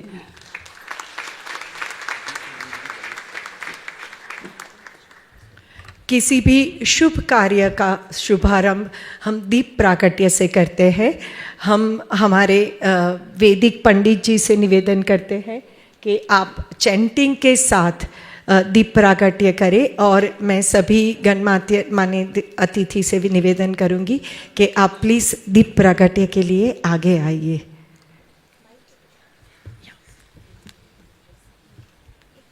ಗಣ್ಯರು ಈಗ ಸಮಾರಂಭದ ವಿದ್ಯುಕ್ತ ದೀಪವನ್ನು ಬೆಳಗಿಸಬೇಕಾಗಿ ಕೋರಿಕೊಳ್ಳುತ್ತೇವೆ.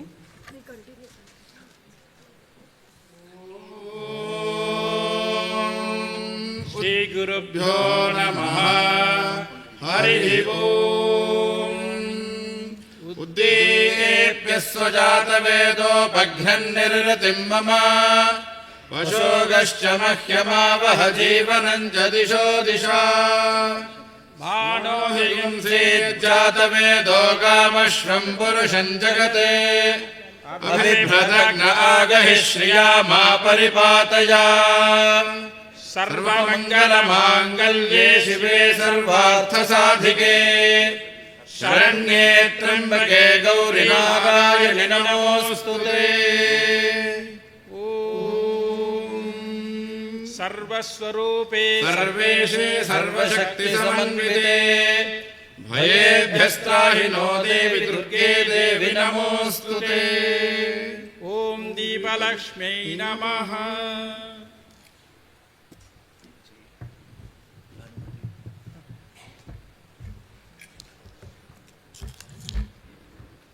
आइए अब हम सब श्रीमती भानुमति नरसिम्हन जी का स्वागत करें, जो अंतर्राष्ट्रीय महिला सम्मेलन की अध्यक्ष है और महिलाओं के सशक्तिकरण, ध्यान और सेवा की सशक्त समर्थक है.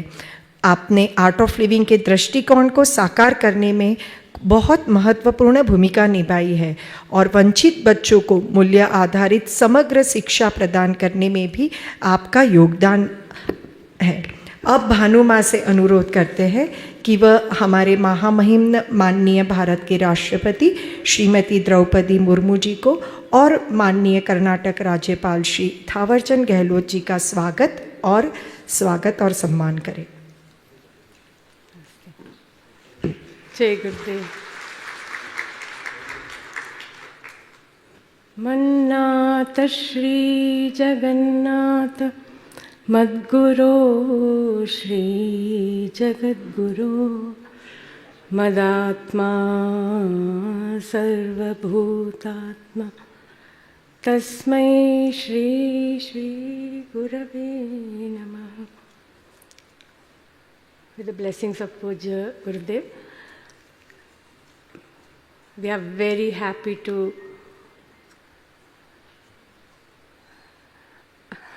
स्वागत करते हैं आपको. बहुत बहुत बहुत खुश है आज. So our Honorable President of India, Her Excellency Srimati Draupadi Murmu ji, Honorable Governor of Karnataka, His Excellency Shri Thawarchand Gehlot ji, and all the other respected people on the dais. We are very happy to, in fact, this is great honor for us, for our organization, and all the sisters for all my sisters from the rural area, and also all of you travel from so many countries, and members of press, of course, Pujya Gurudev. I stand here today with great joy and deep respect as we welcome Her Excellency Mrs. Draupadi Murmu ji, Honorable President of the Republic of India, to the Art of Living's 10th International Women's Conference. Your presence is an honor, and we receive you with all our hearts.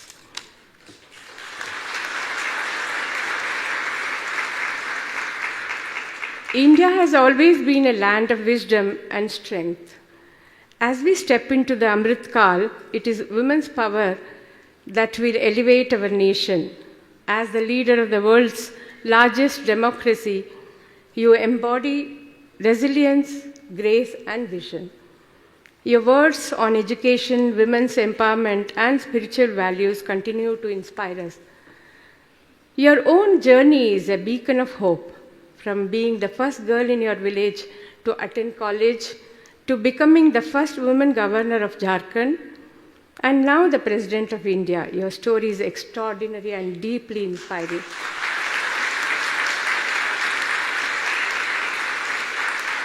For over 4 decades, the Art of Living Foundation has reached 1.5 billion people across 183 countries, bringing peace and service to the world. The International Women's Conference has united thousands of women from across 115 countries, supporting leadership and education for underprivileged girls across India. Honorable President, Madam, you will be happy to know that Art of Living runs 1,300 free schools across 22 states of India, educating over 100,000 children, many first-generation learners. We are also proud to have 12,000 women leaders, teachers spreading yoga and meditation, bringing peace to conflict zones across the world. And if you ask them how they do it, their answer is simple. Gurudev is the inspiration, and his vision of a stress-free, violence-free, harmonious, and happy world. A master not only shows the way, but leads us to our highest potential. Thank you, Gurudev. These last two decades of having this women's conference, this is our 10th one, as you all know, has been deeply fulfilling journey for me and all of our team, where we have had the chance to interact with women of the world who are doing such incredible work to make this world a better place. And so many of them are here today. We are happy to have you all here. The 10th International Women's Conference, titled Just Be, inspired by a poem Gurudev wrote, where he says, events are transitory, pick up the wisdom and just be. So, this conference will feature deep discussions on leadership, self-discovery, and empowerment. The event will also include cultural shows, like we are showcasing International Food Festival and musical, which is called Sita Charitam, which brings a fresh perspective to the beloved epic of Rama and Sita, featuring over 500 talented artists, many of them from our school children. At a time when the world is witnessing profound shifts in leadership and gender roles, Madam Honorable President, your presence at the International Women's Conference underscores the significance of this transformative gathering. Unlike conventional leadership summits, this conference offers a holistic experience, combining with intellectual discussions, with spiritual practices, cultural expressions, and service-oriented social initiatives. Once again, I'm deeply honored to invite our dear President, Honorable Srimati Draupadi Murmu ji, to address the conference. Thank you.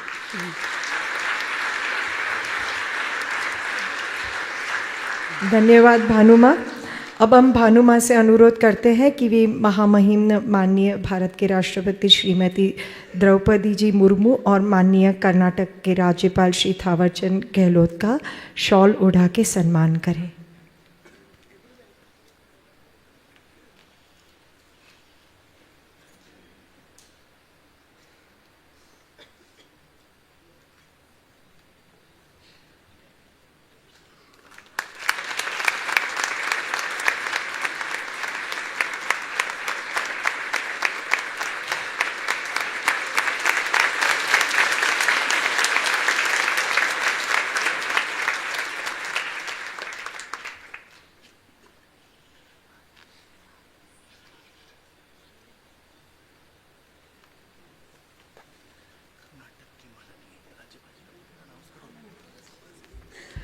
अभी भानु माँ से हम गुजारिश करेंगे कि माननीय राज्यपाल श्री थावर चंद जी गहलोत का स्वागत करें।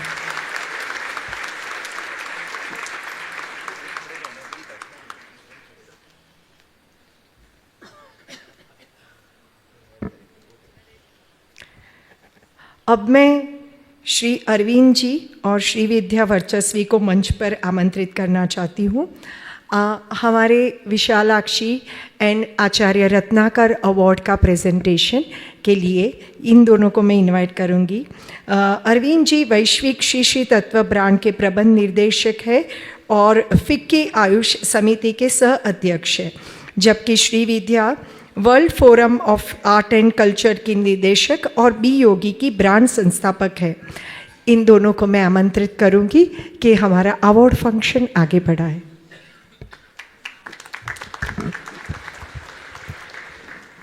Ladies and gentlemen, it's my proud privilege to be announcing the Acharya Ratnananda Award 2025 to this august gathering. This award is in memory of Gurudev's father, Acharya Ratnananda, who was a great personality in the field of social reform and also health science, and was a great and tall personality in the field of literature. It's my honor to be announcing this award on the year 2025 on the 10th edition of the Women's Conference of the Art of Living. First, it is my privilege to be inviting Lieutenant Colonel Anish Mohanji on stage in recognition of your public service and exceptional courage and dedication in the field of adversity. Ladies and gentlemen, let's have a big round of applause and welcome Lieutenant Colonel Anish Mohan on the dais to receive this award. Acharya Ratnananda Award 2025, Lieutenant Colonel Anish Mohanji. In recognition of your public service and exceptional courage and dedication in the field of adversity. Thank you very much, Lieutenant Colonel.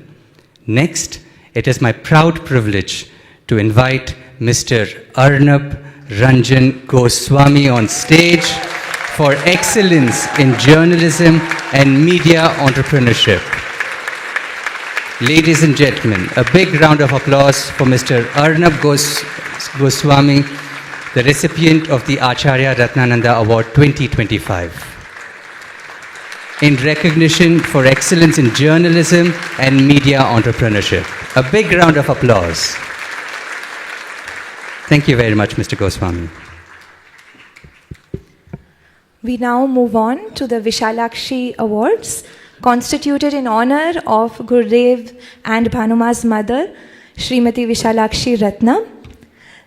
This year's Vishalakshi Award goes to the Right Honourable Miss Patricia Scotland in recognition for her groundbreaking leadership and advocacy for justice and equality.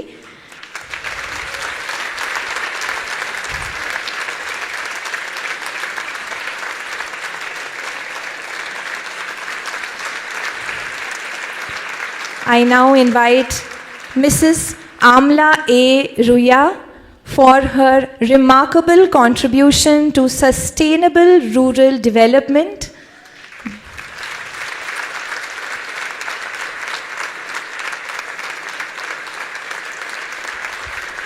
Dr. Bhagyashri Prasad Patil in recognition for her dynamic leadership in the sphere of education.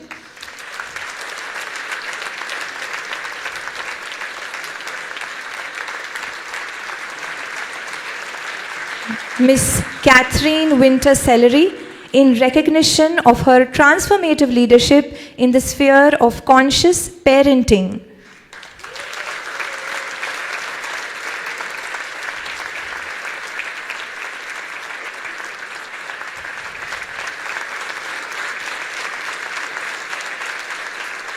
Mrs. R. Padmavati for her contribution towards preserving the Indian heritage as a sculpture for over 200 temples in India.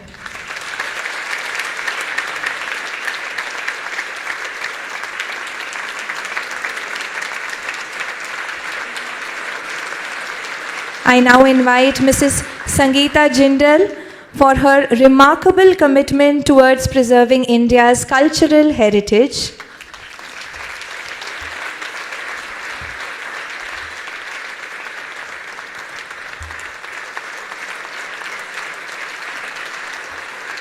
Mrs. Smita Prakash for her excellence in journalism and media entrepreneurship.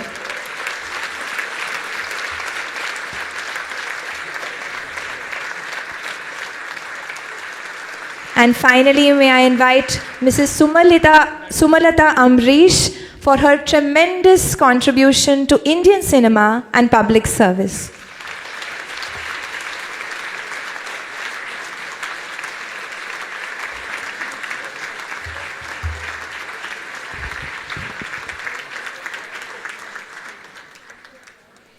जिनको भी award से सम्मानित किया गया है, हम सब की ओर से आपको ढेर सारी शुभकामनाएं। यह हमारे लिए बहुत ज़्यादा सम्मान की बात है कि हम आध्यात्मिकता के वैश्विक प्रतीक का परिचय कराए। उन्होंने अपनी ज्ञानवाणी और असीम आनंद के माध्यम से पूरे विश्व को जोड़ दिया है। मैं बहुत ज़्यादा समय नहीं लेते हुए कृपया मेरे साथ मिलके हम सब गुरुदेव पूज्य श्री श्री रविशंकर जी का स्वागत करें और उन्हें आमंत्रित करें।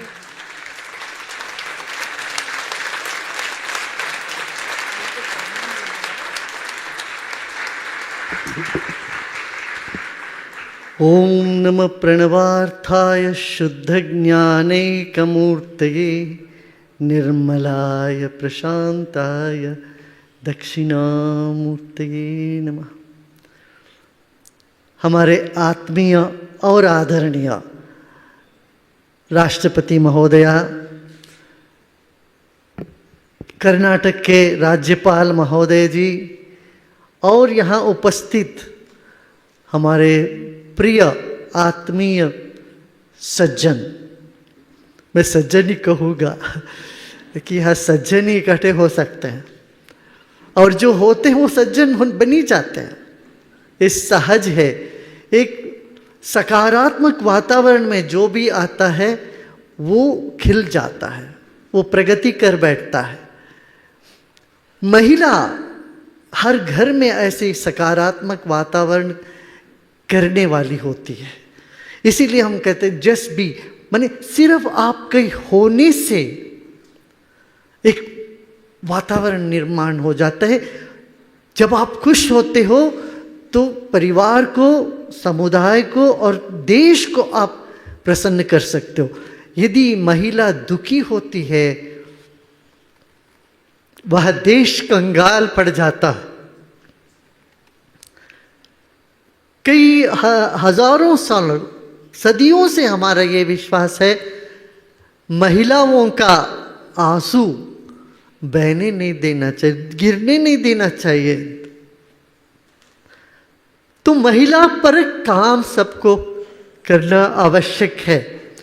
इसलिए मैं कहूँगा कि ये एक दो व्यक्ति का काम नहीं है, समूचे समुदाय में, समूचे राष्ट्र में, समूचे दुनिया में महिलाओं की सशक्तिकरण बहुत आवश्यक है। इसका बहुत बड़ा उदाहरण, निदर्शन आपने यहाँ देखा।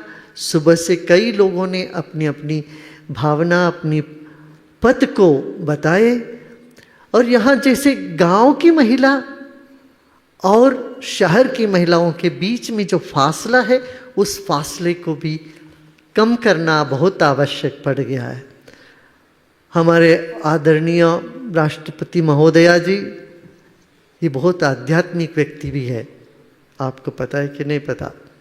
ये ध्यान बहुत करते, पहले से ध्यान में बहुत रुचि है आपका, आध्यात्मिक चिंतन में बहुत रुचि है। आध्यात्मिक चिंतन वही है जो व्यक्ति आदमी को अग्नि बनाता है, माने महिलाओं को अपनी जो स्वभाव में टिकाता है। तनाव से मुक्ति, जीवन में प्रगति और समुदाय को साथ लेने की समता की शक्ति, ये तीनों महिलाएं हासिल कर सकते। और इसका मूल है हम तनाव मुक्त हो, विशाल दृष्टिकोण हमें अपनाना है। किसी ने कहा महिलाएं बहुत भावनात्मक होती है, तो यही समस्या है। मैंने कहा यही समस्या नहीं है, ये तो बहुत अच्छा एक वरदान है। भावनात्मक होती है तभी तो जोड़ सकती है सबको। जिसमें भाव सूख गया वो सिर्फ यांत्रिक काम करता रहेगा। यंत्रवत काम करने वालों से समाज में कभी सुख और शांति नहीं होती है। सुख और शांति पलपना हो तो एक आत्मीय भाव जगाना पड़ेगा, वो महिलाएं कर सकती है। शायद यदि दुनिया के बड़े बड़े राज्यों में यदि महिलाएं अपना नेतृत्व संभालने लग जाएं, शायद यहाँ जो झगड़े झंझट युद्ध और तरह तरह की विकृतियाँ समाज में हमको देखने को मिल रही है, वो शायद शांत हो जाएगा, कम रहेगा। यहाँ देख रहा हूँ मैं बहुत से महिलाएं यहाँ बैठी है जो एक एक आप में से एक एक बहुत उपलब्धियों को हासिल किए हैं। यहाँ तातियाना पुरानोवा बैठी है यहाँ पीछे हमारे यहाँ, रशिया से आई। ये रशिया के पुतिन जी के कैबिनेट में मिनिस्टर थी, बट इतना सरल, वो शांति प्रिय, वहाँ कितने लोगों को शांति के संदेश देने के लिए अपना पूरा जीवन उन्होंने लगा दिया। इन्होंने कहा कि मैं अभी मुझे यही करना है, शांति की वो पहल अपनाना है। तो ऐसे ही बहुत दिग्गज यहाँ हैं। आप सबको यही है विनंती कि आप दूसरों का ख्याल तो करते हो, अपना भी ख्याल किया करो, अपने मन को शांत किया करो। थोड़ी थोड़ी समय अपने लिए लेके बैठ के शांत होके ध्यान करो। और ये जो आदत से लोग जूझ रहे हैं, इनको भी अपना घर लौटाने के लिए आप लोग बहुत बड़ा एक पात्र निभा सकते हैं। हमारा देश विश्व के लिए एक आदर्श बना हुआ है। I will say a few words in English also.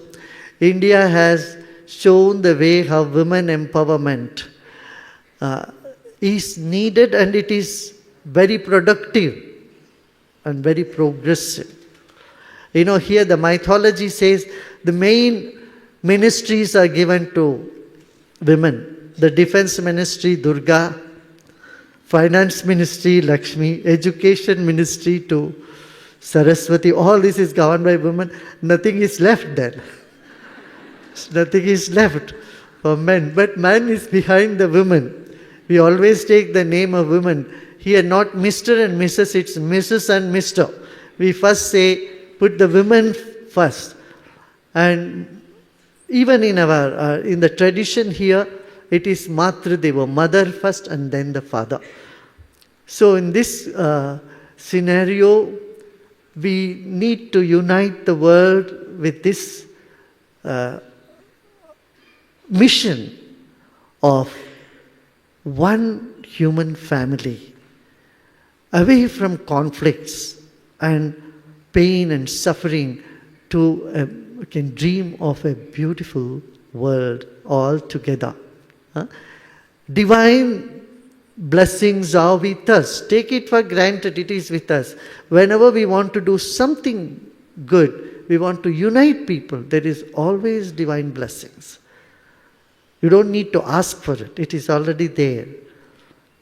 And few minutes of taking time for yourself is absolutely essential for your own mind. Today, mental health is a big issue around the world. Every 40 seconds, one person is taking his or her life away. In this situation, we all have to work towards better mental health, better education, better facilities, and better world in all. Okay? All the best to everyone. Om Shanti.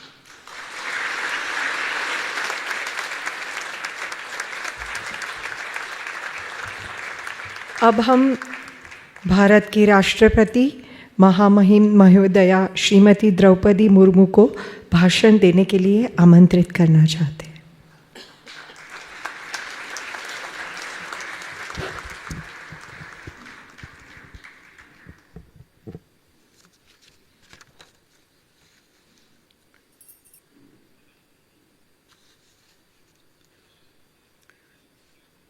Governor of Karnataka, Sri Thawarchand Gehlot ji, Gurudev Sri Ravi Shankar ji, Union Minister of Women and Child Development, Srimati Annapurna Devi ji, Union Minister of State for MSME and Labour Employment, Susri Shobha ji, Member of Parliament, Srimati Hema Malini ji, Chairperson, International Women's Conference of the Art of Living, Srimati Bhanumati Narasimha ji, distinguished guests, esteemed delegates from various parts of India and the world, ladies and gentlemen. Namaskar.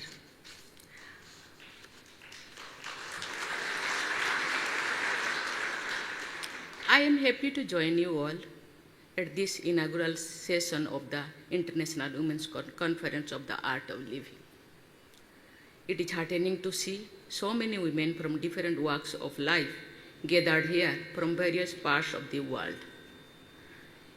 You are the ones who can make a positive and long-lasting impact in the lives of people, especially other women across the world. The theme of this conference, Just Be, encourages people to pause, reflect, and look deep within. Within us is a treasure of virtues, talents, and immense strength. It is for us to find it and use it for our own benefit as well as for the benefit of humankind. Sri Ravi Shankar ji and the Art of Living Center have inspired and helped people around the world to search within and find inner peace through meditation and humanitarian service. Ladies and gentlemen, we are the age of technological disruption. The advances in technology have given us a better quality of life in some ways. In such a competitive world, we must ensure that our human values remain intact.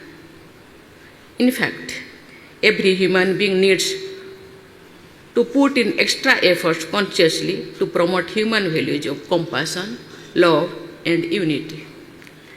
This is where the role of women becomes very important. Women have a special ability to lead through compassion.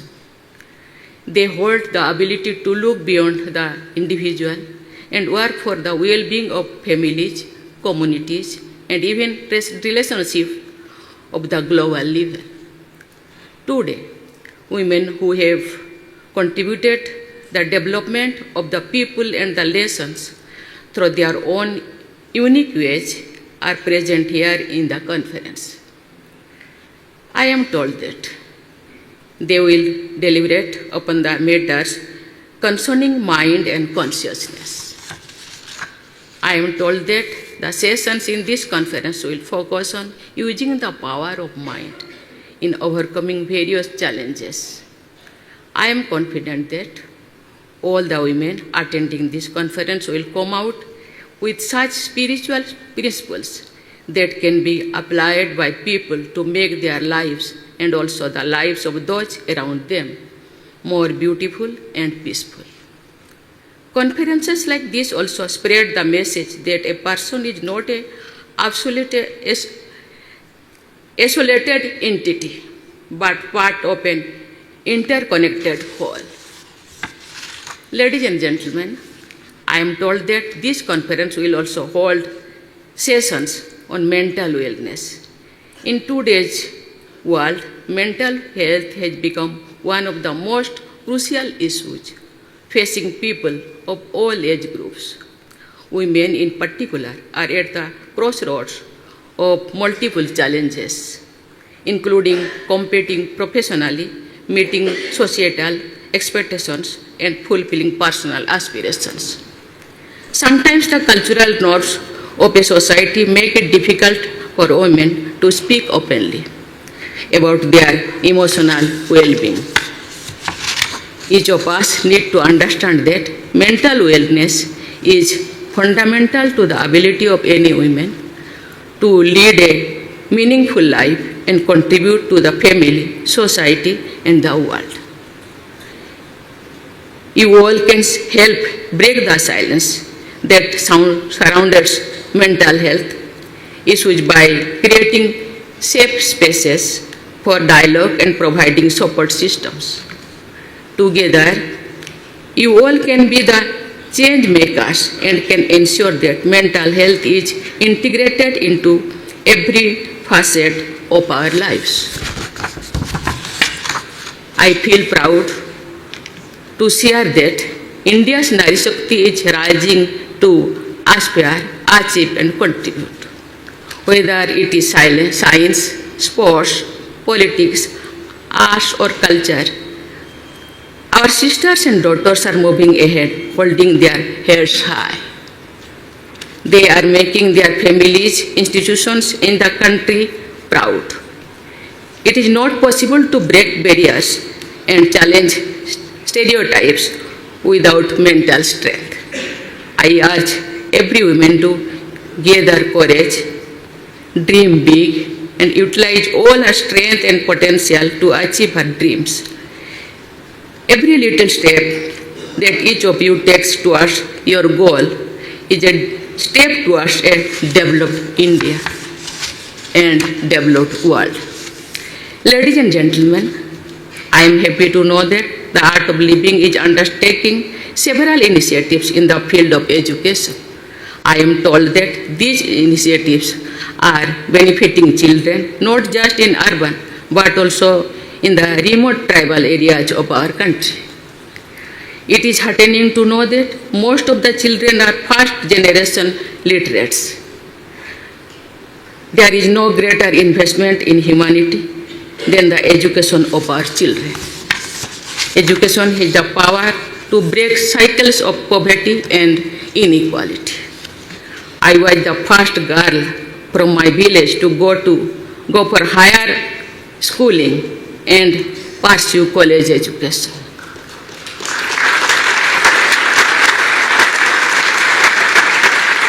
With right guidance and support, many children can become active participants in the journey of our nation.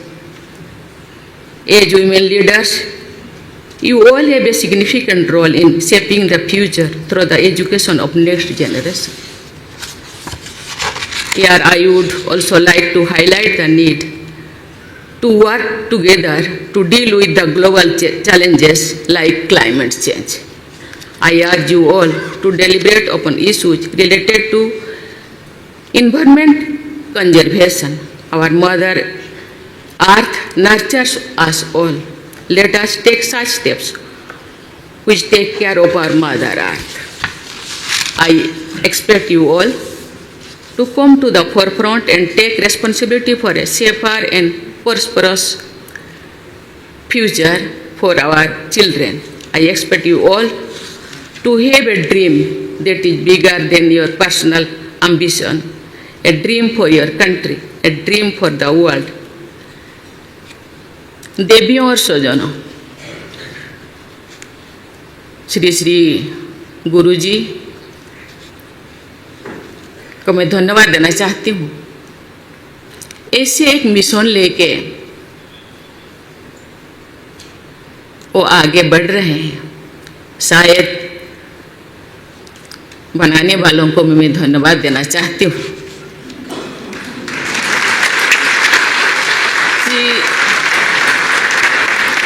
वो एक ऐसे प्रेरणा के स्रोत थे। हम सब जानते हैं कि भारत एक आध्यात्मिक को विश्वास करने वाला देश है। फिर भी हम कहीं ना कहीं आहिस्ते आहिस्ते बदलते दुनिया में अपने आप को बदल के दे हैं। इसीलिए ऐसे एक आध्यात्मिक व्यक्ति गुरु दुनिया में आके लोगों को फिर से जिसको हम भूल चुके हैं उसको सबके अंदर जागरूक करने के लिए वो प्रेरणा स्रोत के रूप में उभारे हैं। इसीलिए मैं भगवान को भी धन्यवाद देना चाहती हूँ और गुरु जी को भी धन्यवाद देना चाहती हूँ।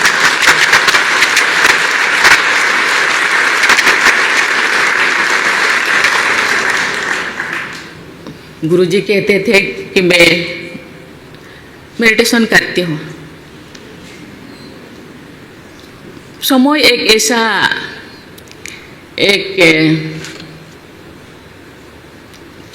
समय है, समय ही ऐसा समय है कि कभी कभी लोगों को रास्ता दिखाने में कभी कोई ऐसे गुरु ना मिले तो समय ही कभी कभी आपका गुरु बन के आपके सामने उभर आते हैं। समय मुझे सिखाए हैं और उसी दिशा में जाने के लिए प्रेरणा दी है। मुझे लगता है ये सबको करना चाहिए। समय को अपेक्षा नहीं करना चाहिए, समय को अपने हाथ में लेना चाहिए। समय अपने हाथ में है, उसको यूज करना चाहिए।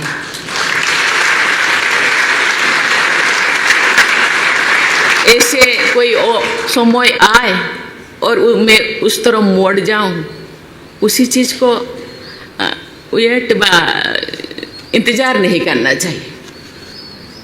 मैं इंतज़ार किया, इसीलिए बहुत सारी चीज़ें समय ने मुझे सिखाए हैं। मुझे लगता है सभी को इसी दिशा में चलना चाहिए। समय नहीं, मुझे मेरे समय नहीं, मैं भी कहती थी मेरे पास समय नहीं है, मैं नहीं कर पाऊँगी, लेकिन समय अपने हाथ में है, उसको निकालना पड़ता है। समय को अपने लिए, खुद के लिए समय निकाल के इसी दिशा में थोड़ा बहुत करना चाहिए। ये बहुत सारी चीज़ें जो गुरुजी से सीखते हैं, इसके बाद समय आपको बहुत सारी चीज़ें सिखाते हैं। इसलिए मैं आपको कहती हूँ, और आपसे जो आए नहीं उनको भी आपको सिखाना पड़ेगा। आप खुद को, गुरुजी तो एक गुरु है, आप भी एक गुरु होना चाहिए और सबको सिखाना चाहिए कि इसी चीज़ करना चाहिए। I extend my best wishes to all of you for a bright future and purposeful life. Thank you. Jai Hind, Jai Bharat. धन्यवाद हमारे महामहिम राष्ट्रपति महोदया श्रीमती द्रौपदी मुर्मू जी। आपके अनमोल ज्ञान वचन ने हम सबको बहुत झंझेड़ा है और अब हम राष्ट्रगान के लिए खड़े होंगे। जनगण मन अधिनायक जय हे भारत भाग्य विधाता।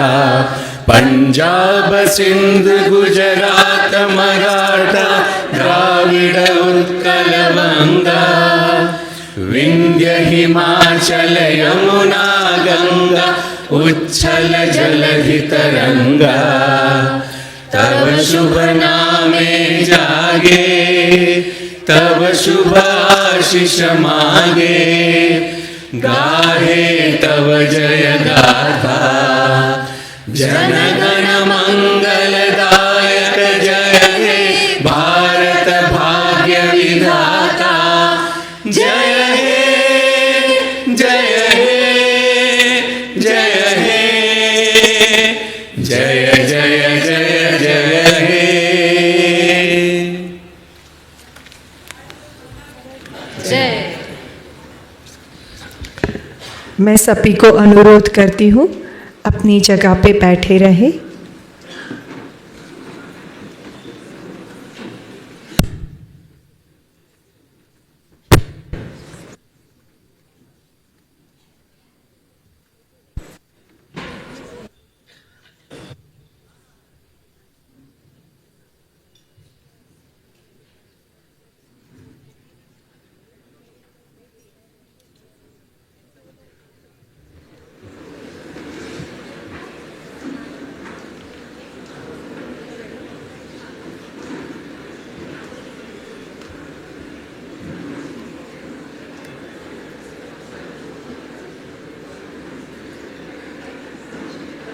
आज का यह अद्भुत सत्र यहाँ समाप्त हुआ है।